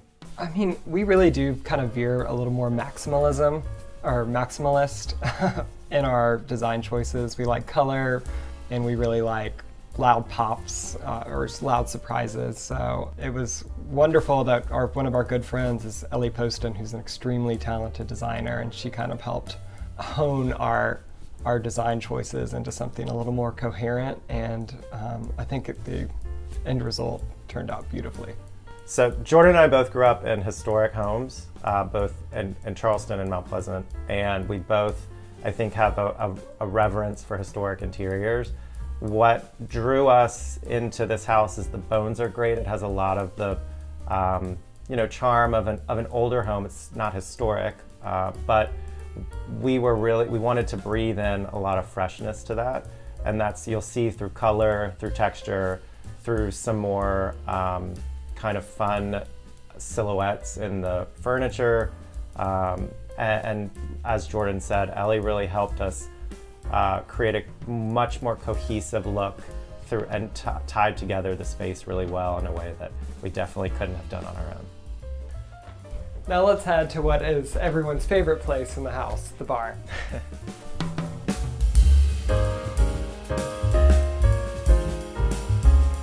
So this room was originally a mudroom, and right here, which is a window, was the entry door. We decided that it would be a much better fit for us in the way we live and entertain if it was a bar. And so one of the first things we did in talking with our architect when we were approaching the renovation was really thinking about how to do that in a way that made sense and flowed with the space. And lo and behold, here's what we dreamed up. And it's a really fun space. It's not huge, it's small, but that's I think the charm of it. People get kind of in here mixing drinks, and it's a really fun space, and we've found a lot of joy in being able to utilize this when we entertain. So with James being in the whiskey and bourbon industry, invariably everyone comes and raids his little library to try out his wares, as it were. And you're not seeing a lot of it, I'll just put it that way. So I am, polar opposites almost. I'm bourbon or I'm tequila. Those are my favorite liquors and usually with bourbon, it's either on the rocks or in an old fashioned. Tequila, I really like just tequila soda, splash of lime. Pretty simple. I like to taste the liquor. I don't want to cover it up. I think so much of what I do is around the art and the craft of whiskey making, and I think that's the way I approach a spirit when I drink, is wanting to taste it. And I love a Negroni. It's a little sunshine in a glass, and that's usually they are delicious. Standard go-to. So the inspiration for the design here really came from kind of a gentleman's library. The whole house, we wanted to have an undertone of masculinity, and I think the dark green Dutch door, fine paints of Europe, really kind of gives it that kind of dark, spooky feeling, as well as the wood countertop. And the warm tones from the sconces and the hardware we chose in here too really harken back to that idea of smoking library over in London in the 1800s. So as you can see, we've got a nice collection of different barware and drinkware for different occasions. I sort of have collected them over the years, and that's been a really fun thing. We've got everything from kind of the more retro Porto to some Waterford, some Sterling, some Baccarat, really kind of whatever occasion is called for. I feel like we sort of have it in there. And now let's head into the bedroom.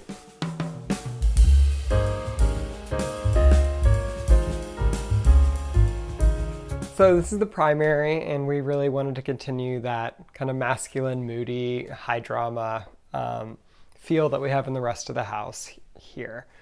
And we did that by incorporating this Faro and Ball Dix Blue for the color. It's painted in high gloss and then matte on the walls.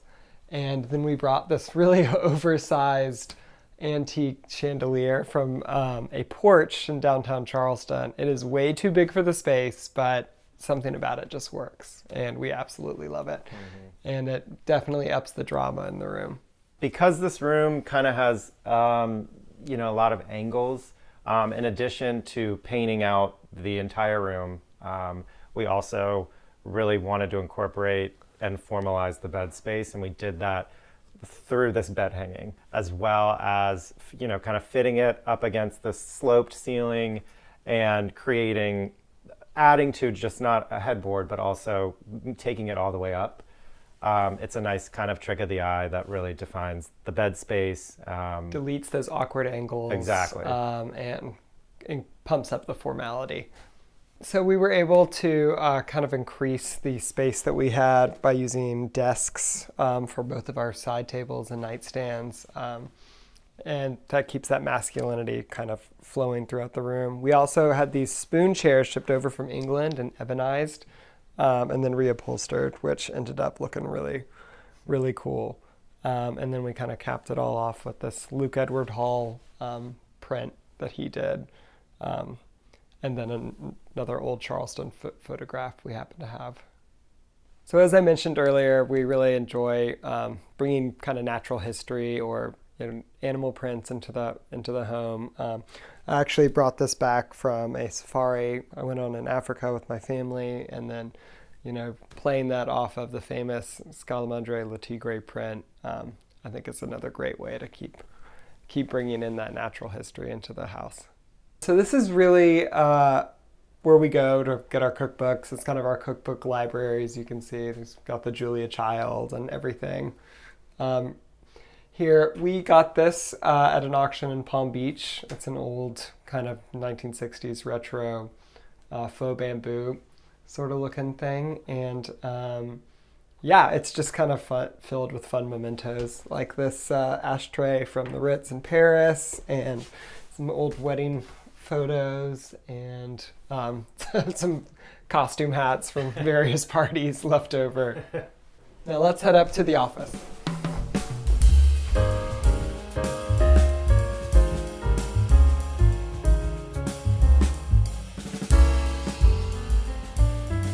So this is our office.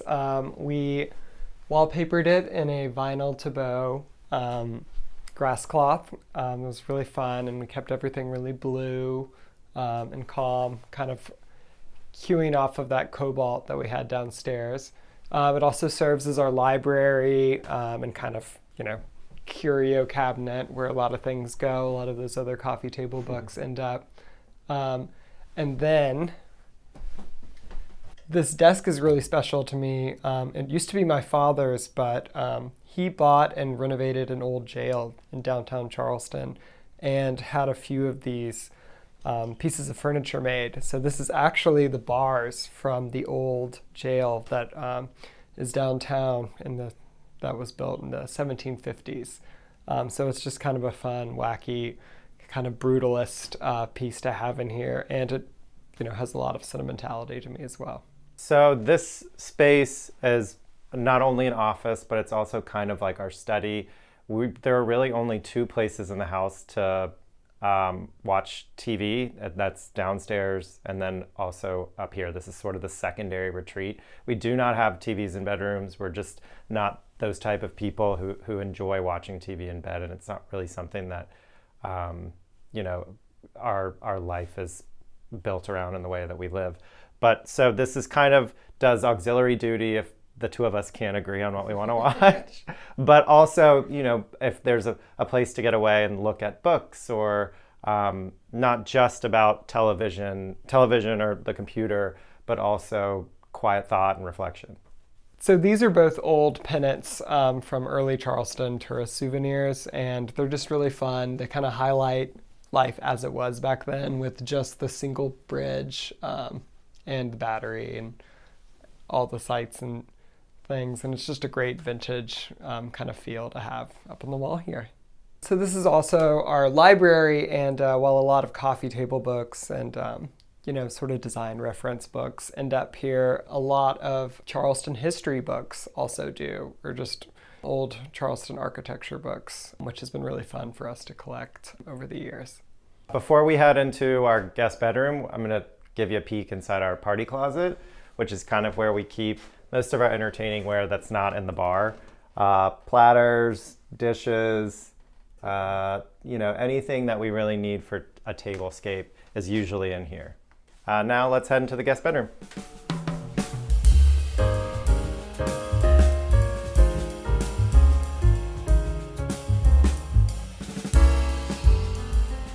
So for our guest bedroom, the one thing we really wanted to incorporate was this oriental rug that's a family heirloom, and those can be difficult, especially when they have a lot of severe red in them. So we ended up having to pull the red out and try to tone it down in the room at large, and we were able to do that by doing some pops of red and then mostly going blue. But the red lacquered lampshades ended up being great bookends to the bed, as well as the vintage Chinese wood cuttings that are behind it. And then the rest of the room in this nice contrasting kind of blue jean blue and soft blue.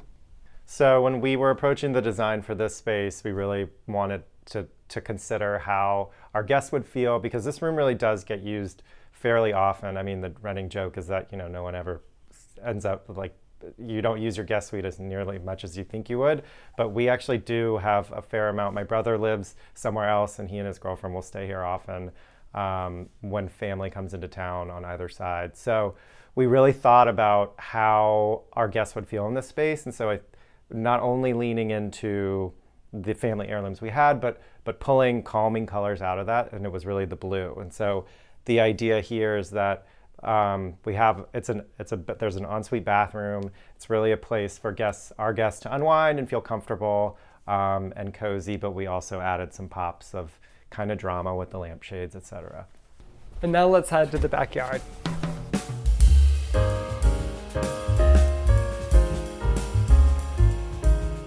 So what we wanted to create back here was a really easy flowing entertaining space, which is why we have the two French doors in the back. It's great to open both of those for parties. People invariably start kind of churning and going in a circle in the house, and it's just great. When we bought this place, their backyard was a complete blank slate. There was really nothing back here. So we created this large raised porch, ended it with this beautiful fireplace that's a great gathering spot. I mean, we truly live out here for most of the year. And then a big copper-topped dining table that we probably use more than any other dining surface in the house. So when we worked with our architect on the raised terrace back here, we really wanted to create a nice terminus for privacy and just to give it a nice end and focal point. And a fireplace was the natural thing to do. And the way to keep it looking like an old cohesive part of the house was to make it look like it used to be part of the house. So the flue is exceptionally large and goes up to the second story. And anyway, it's just great. We pretty much live out here during the winter, and this is where the majority of the entertaining happens. So when we were designing this space, one of the things that we took into consideration that's unique to this property is this oak right here that sort of is on the neighbor's property, but comes across and really creates a ceiling, particularly around this part of the backyard. And so that's also why we set up this the entertaining space with the fireplace here. It's a really, quintessentially Charleston space where we've incorporated that element as well. So this home means a lot to both of us. I would say for me, this is the first home that we really designed together. We've done a project after this one, and we're about to embark on another one for our next primary home. But this is the first house we really designed together. We moved to not long after we got married. It'll be the first house we bring our daughter home to.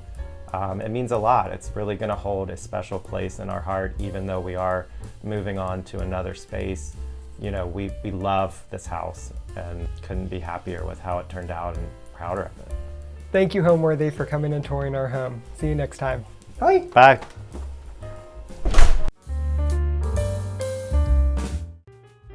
Hi, Homeworthy. I'm Leah. Welcome to my home in Charleston. Come on in.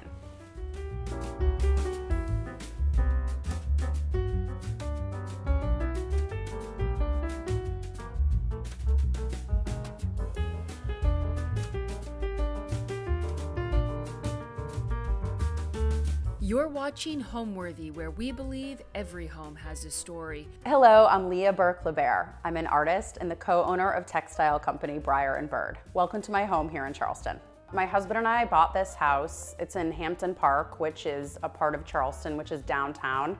I think we've been here about 5 years. We bought the house right before COVID happened. So we were very fortunate to be so close to this wonderful park and have the time to update the house in the way that we needed to. The house was built in 1917, so there's a lot of different sort of quirks that you'll see throughout the house. For example, the bedrooms are all attached, or were at one point. Some of them still are. There's just sort of different quirky little details throughout the house that you'll see.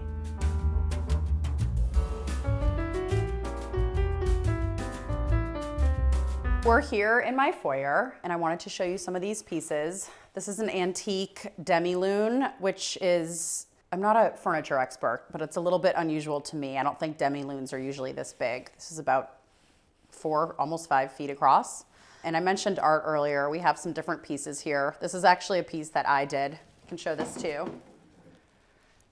I did this years ago, Chateau Marmont. I saw prints of this. Little plug right there. But I just love the loose pencil lines of this. And we sort of switched the art out that's around here. I used to collect these bugs from this store in London off of Portobello Road. This is the only one that's made it out to the open right here. For now, might switch it up. Another thing that we love in here is the light fixture that we purchased for here was something I thought a lot about, and it was COVID, so everything took a really long time, and I ended up going with this. It's Urban Electric, and their factory is here in Charleston. If anyone is here and in the design world, I highly recommend trying to go on a tour there. Their factory everything is handmade, and it's all pristine, and it was super inspiring in the COVID days to go see everything made by hand. And we love it. It's traditional, but still clean looking, and it sort of bridges the gap between the designs in our home. We have this little hand sconce too that's sort of very famous by them that we also love in this finish. So we love the paneling. It was something that we really loved about the house and all the original details. Typically in homes from this era, it will be dark wood. And for me, this was painted when we moved in, which was nice because that's probably something I would have wanted to do, but maybe would have felt bad painting the original dark wood.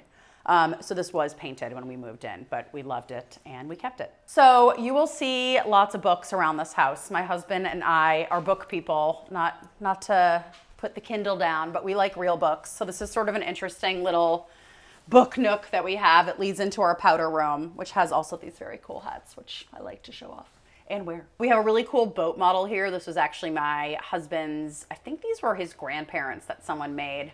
and we just love it. And I will say there's another photo over here which is meaningful to me. This is actually a basement, which is very unusual in Charleston since we're below sea level and flooding is an issue. But this is a photo by Natalie Obradovich, who is a friend of mine, and this was a photo taken in Antibes, and I just love it. So I get to pass it every day. Coming through this little book nook in this weird sort of vestibule area that is odd, but we love. We have the powder room, and I have this painted in a really, I don't know if I'd call it mint, but it's a really pretty sort of pastel greeny blue. And we have all these brass sort of antique pieces of art and old prints from different places. And I think it really pops against that paint color. Just love it. And on this side, on this bench right here, we have a sort of collection of art. We're always sort of switching things out. My husband sells maritime art. It's called Windward Antiques. And we're constantly getting new pieces. He's buying things at auction and selling, so things are coming and going. So here's a sort of little resting area for them before they make their way throughout the house or out. And this is a piece that I really love that I won't let him sell.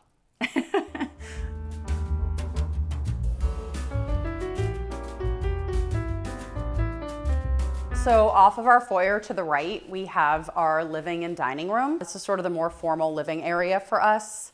We have a lot of family pieces in here. This was a daybed that was my grandmother's in her townhouse in New York. I just had it recovered in this beautiful Miles Redford Schumacher fabric, which I love, which I'm sure will be trashed soon. And then this is a beautiful Louis XVI settee from my husband's mother, which I love.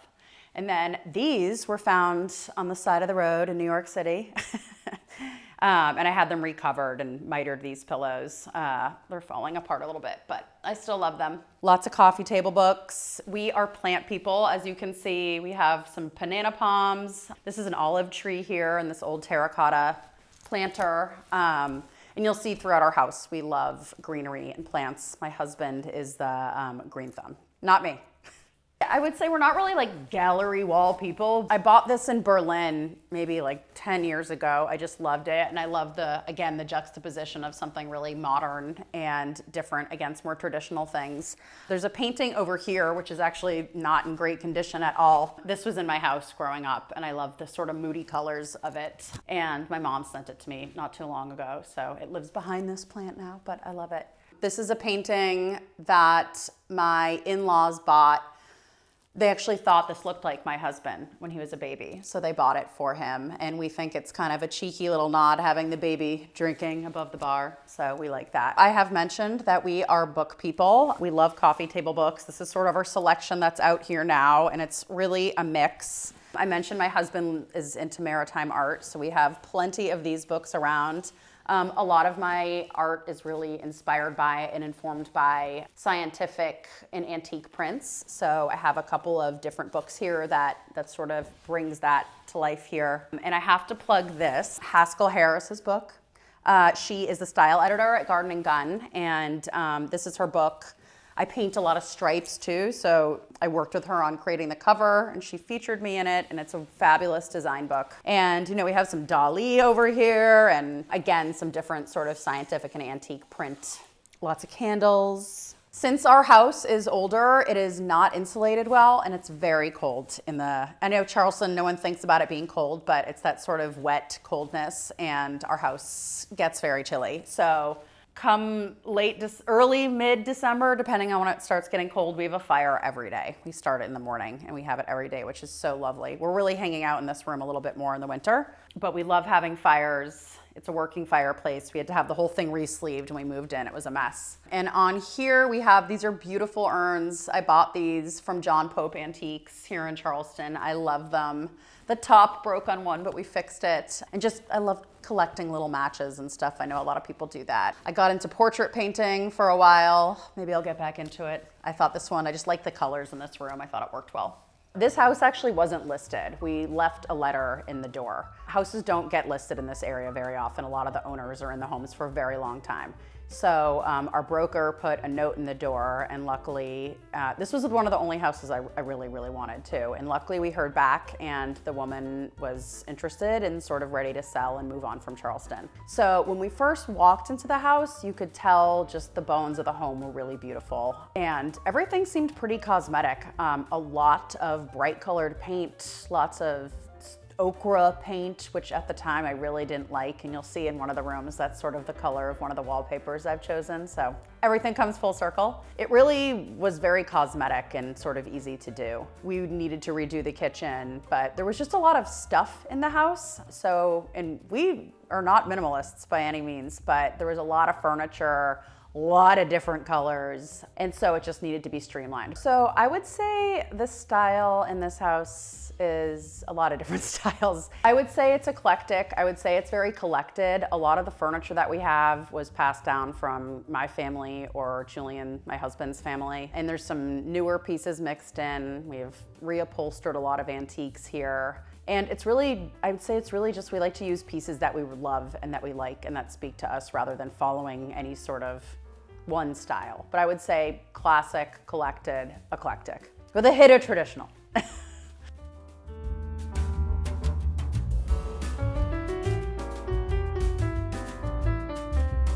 So we're heading out here onto our screened-in porch, which is off the living room, and starting about now, when it starts cooling down in Charleston a little bit, we are out here all the time. When we first moved in here, this was pretty unusable because it's so buggy here, but you can see these beautiful archways. We had screens placed in. The guys came and made them here. It was actually very cool to watch. They bent these huge metal rods and then inserted the screens. So we're out here all the time now. Here is our outdoor dining table. It's exposed to the street. Maybe you can hear some of the cars, but we love having big dinner parties out here. We bring in lots of chairs from other places in the house if needed. So that's why it's kind of just eclectic. Lots of different things going on in terms of the chairs.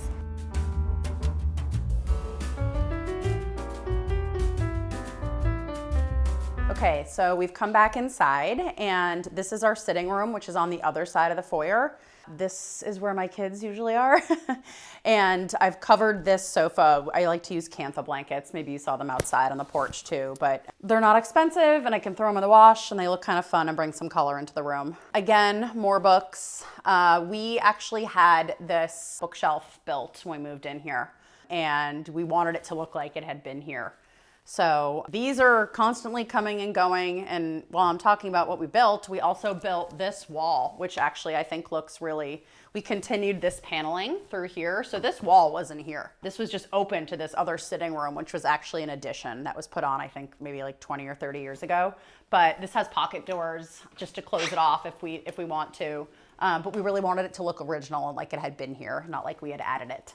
I would say one of my favorite rooms is actually the children's playroom, which is a little strange. It was my studio before I moved my studio out of the house, and you'll see it's at the end of the house. It gets great light, and it has one of my favorite wallpapers from our company, Breyer and Bird, in it, along with some of my art.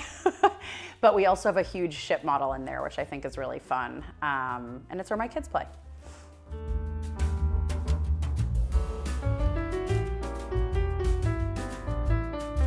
Okay, and off of the sitting room, this is our playroom. This room was my studio before I moved it out of the house. It gets great light, and the kids have big rooms, but there's no playroom in this house. So we decided that this would be the sort of kids' playroom. And of course, I had to put up my wallpaper. This is Breyer and Bird. This is our geranium print. This is one of the first patterns we made. This marigold color has been really popular for us. It was something we introduced sort of recently. So I think it's really fun. We custom matched the trim to the paper. Strangely, the kids keep it kind of clean. I obviously clean this, but they keep it kind of neat now that the room is sort of done. This is a really cool ship model that was built in Portugal. Again, more of the maritime stuff. This is from my husband's family. This is a painting of mine. It's a little bit different than some of the other things I do. I do these sort of painted photos. They're all my photos. They're black and whites, and I put different watercolor, gouache, acrylic, ink on them. This was taken at Dayroll in Paris. And I love that picture. But I also did this. Sometimes I just want to see something and I'll paint it myself. It looks kind of happy hands at home, but I like it. I like the graphic nature on something that's more sort of traditional and detailed. I like how that looks. For the light in here, this was always a sort of dark room when it's not daylight. So we got this Noguchi lantern in a really large size, which I love. I love this lantern almost anywhere. I feel like this could work in many, many different scenarios. So we're heading upstairs now, but I wanted to point out this art. These are Bensons. They're my husband's collection, but it's interesting because they're from Essex, Massachusetts, which is sort of the area that part of my family is from. So kind of an interesting little connection there. So at the top of the stairs, we have an original purple bathroom, which I have to show you. This is original purple tile, which is in pretty good condition. I'm told it's called Orchid de Viennese, I think. It's something like that. And it was an American standard color. It was one of the big colors in the 20s and 30s, I think. So this is all original and it's in pretty good condition. The previous owner was really happy when she found out that we liked it and we wanted to keep it. It's definitely, you know, it's purple. It's not for everybody, but we love it. And this is another Briar and Bird wallpaper. So it's one of my wallpapers. This is called Trippy Toile. And you can see it incorporates different eyes and celestial things and scarabs and other sort of meaningful symbols. But we did this in a custom color to match the tile. Yeah, everything in here is an original and it's in pretty good shape. I mean, the way, I don't know if this was used very often since it's so old. I mean, it's 100 years old. So we love it. We love that it's different. And yeah, we're happy to keep it.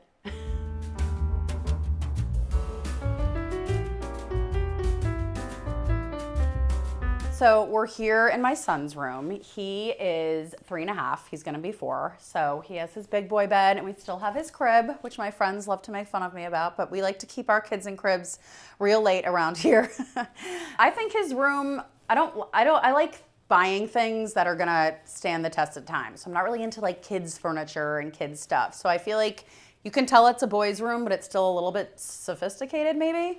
Like we have real art in here. This is another Malcolm Morley, which again is an artist from where my husband's from in Long Island. This is a larger print of mine.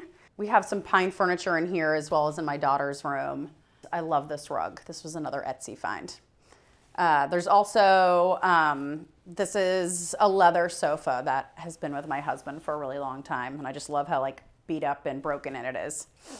These sconces are a little funny. They were here when we purchased the house and I loved them, but they were actually upside down and I thought it was this sort of it's called a Euro fitter lampshade, but it wasn't. It's something else. Like it took me like months and months to find the right lampshade. Then we finally figured out that we'll just turn them upside down, but they're still not fully attached and they're not straight, so they're a thorn on my side.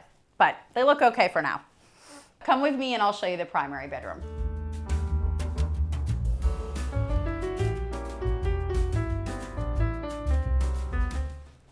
So this is the primary bedroom. This is a massive room. It was actually 2 different rooms. You can see right here, this divider was the wall between these 2 bedrooms and someone created one giant room. I would maybe prefer it to be 2 rooms. I don't think we need a master this big, but here we are. So we have a fireplace right here. This is not a working fireplace right now, sadly. We don't really need it here in Charleston, but we decided to put this big carpet in. It's not wall to wall, but that sort of idea. So that doesn't really work with a fireplace. It's a nice little sitting area. This again is an antique from my family. I had it recovered in this really pretty Pindler, just very basic, ticking stripe. These are also from Julian's family, my husband's family. And we're always rotating the art in here as well. This is a new piece. It's a little bit damaged, but I love the colors and I love how it plays off the navy blue walls. You can come over here. I talked a little bit about antique prints and how much I love them. I do a lot of these. I love to source antique prints and I hand paint these stripes. So that's fun for me to do and works well in here. The rest of the house is sort of light and bright, so I really wanted to do something darker and moodier in the bedroom. And so I went with this sort of midnight blue that this room gets a lot of light, especially in the beginning of the day, so I felt like it could stand with it. And I love how art pops off it. I think it looks really great, and it's just different. I thought about painting the ceiling, but that probably would have been a little bit much. But we love this color. So as I mentioned, this room used to be 2 bedrooms, and there's really no other place in this bedroom to put the bed. So we have it up against here. We had some bamboo shades made, and it's been on my to-do list to have curtains made. It's always a work in progress because of, you can see the eaves and dormers and that sort of thing. It's really hard to get a proper curtain rod in somewhere. You can see over here, and I don't really know how to do it here, so we kind of just work with what we have, and this is really the only place for the bed that we could figure out. These lamps I bought here in Charleston for the pair. They're carved dolphin wood lamps. And this room is big, so I really was looking for something really tall and big. And then I sourced these. I know we're seeing all this beautiful marbled paper everywhere, which is so fun. I sourced these. I'm blanking on this place, but they're from somewhere in England. They're all handmade. And I just thought the colors were fun and worked in here well. My mom is an armoire lover, so this is an armoire that was also in her apartment in New York. I won't open it and show you all my messy clothes, but it's really big and deep and has shelves in it. So it's a great piece. There's also a bureau over here, which is missing some of the hardware, but I need to find a replacement. But anyways, it's really beautiful. This was, had this big glass encasement piece, which was broken in a move, but it now is great storage for clothes. This was my grandmother's. It's an old piece of Baker furniture. Obviously, we've talked a lot about art, but this is a really cool piece. This is by a local artist here in Charleston. Her name is Isabel Bornstein, and she does collage. And she used to take commissions. I don't know if she does anymore, but this was my daughter when she was probably 3 and my sweet doggy. And I love this piece, so she's an incredible artist here. Just talking more about layers, we have more books here. Books are sort of everywhere, and I love layering rugs. We obviously have this carpet here, but we have a lot of special rugs. My mother-in-law used to sell rugs, so we have many rugs to choose from. I sort of designed our bedroom around this rug because I love the colors in this rug. I love how it has these sort of like magentas, but these muted sort of buff colors and different blues. And we sort of, I don't want to say we matched the walls to the sort of midnight blue, but it definitely corresponds. I'm an artist. I've been an artist professionally for 5 or 6 years. I do have a background in furniture. I come from an interior design company. I do mostly botanical watercolor. I work with a lot of different companies. I work with a lot of different brands. I sell art in a lot of different places, mostly through my website. I'm on Moda Operandi. I sell at KRB in New York, which I'm very proud of. And I'm also the co-founder of wallpaper company Briar and Bird. My partner, Georgia Tappert Howe, who's a designer, interior designer based in LA, and a dear friend since high school, approached me about 4 years ago about starting a wallpaper line. And sounded great. We had no idea how to do it, but slowly we pulled it together. We launched at Hollywood at Home in LA, and we're in 5 showrooms now. So I would say that my art parallels my interior and personal style, which is, again, classic with a twist, sort of, I guess, or a little bit of edge, I'd say. And in my art, a lot of times, I'll draw a plant or something, but it will be something a little bit weird or maybe trippy or something. Like I did a whole series of carnivorous plants, or, I'll hide some bugs or snails in something, or, I like things to have something a little different. Maybe you have to look a little harder, but there's something sort of fun and different placed in the details. Something that's really important to my husband and I is art, as you can see throughout the house. And I think different layers of art that's really meaningful to people, or maybe they've collected on travels or something that was passed down to them, whatever it is that really speaks to them, that's what I think makes a house really interesting. And I love that sort of layered look. I hope that we have that. I think we do. We have a lot of stuff going on in here.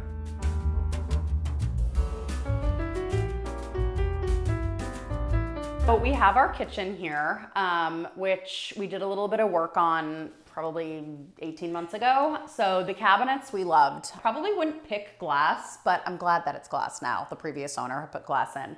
All of the cabinets were a dark, dark red. So we painted them this beige, and this was a bar counter. So we brought that down and redid the countertops to soapstone.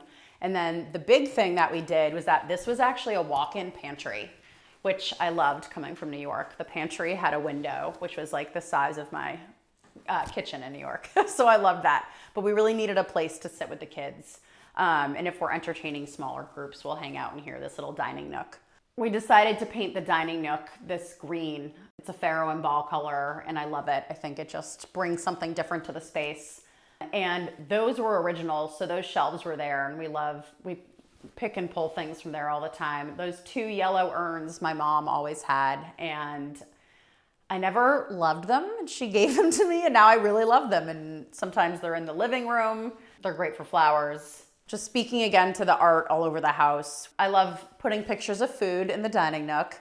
I had a picture of a big crudité painting, which I sold.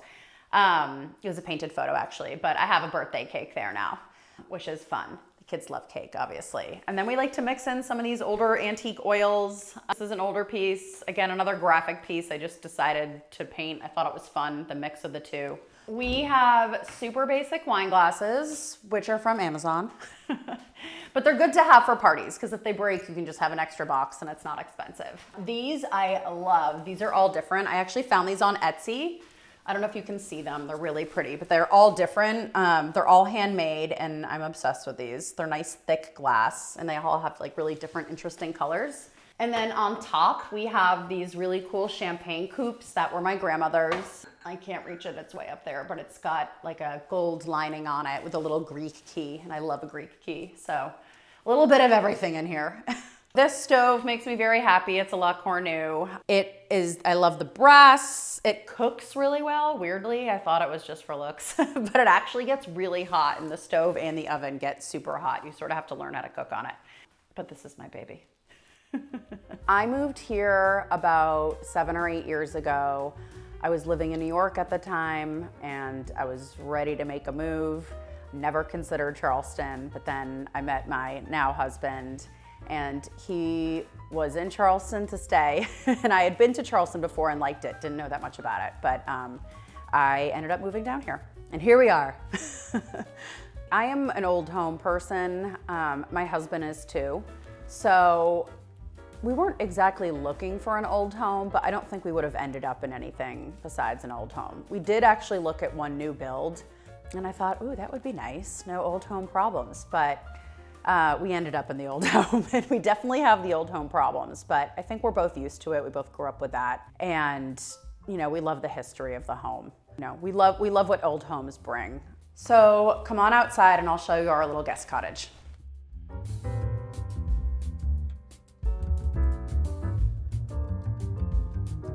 So this is our little guest house, guest cottage, guest garage, I'd say. So this is the room. This was totally raw.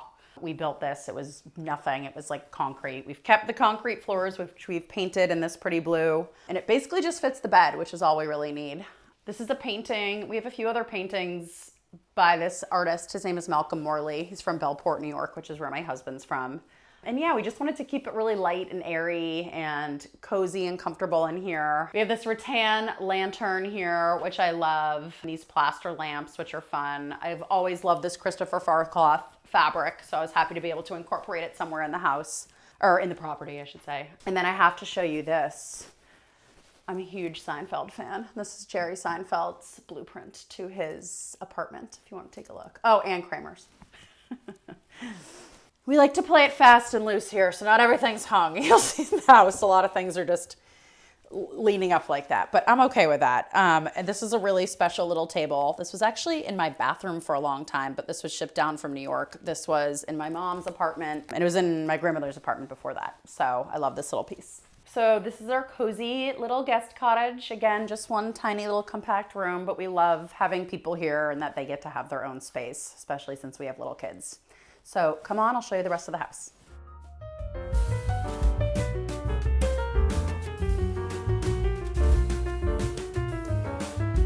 This is our back patio. We actually had a big pergola here, which I loved, but my husband took it down one day. He said he was thinking about it and then he took it down, but we're glad we took it down because it was actually like rotting into the house. So then we had to redo this whole side. But we put down this lighter colored stone. It's very hot here, so this sort of doesn't retain the heat as much as a slate or blue stone. We've done oyster shells over here, clam shells, and this gets really beautiful. Little roses, climbing roses, really beautiful, and wisteria when it's blooming. So this is the back of our house.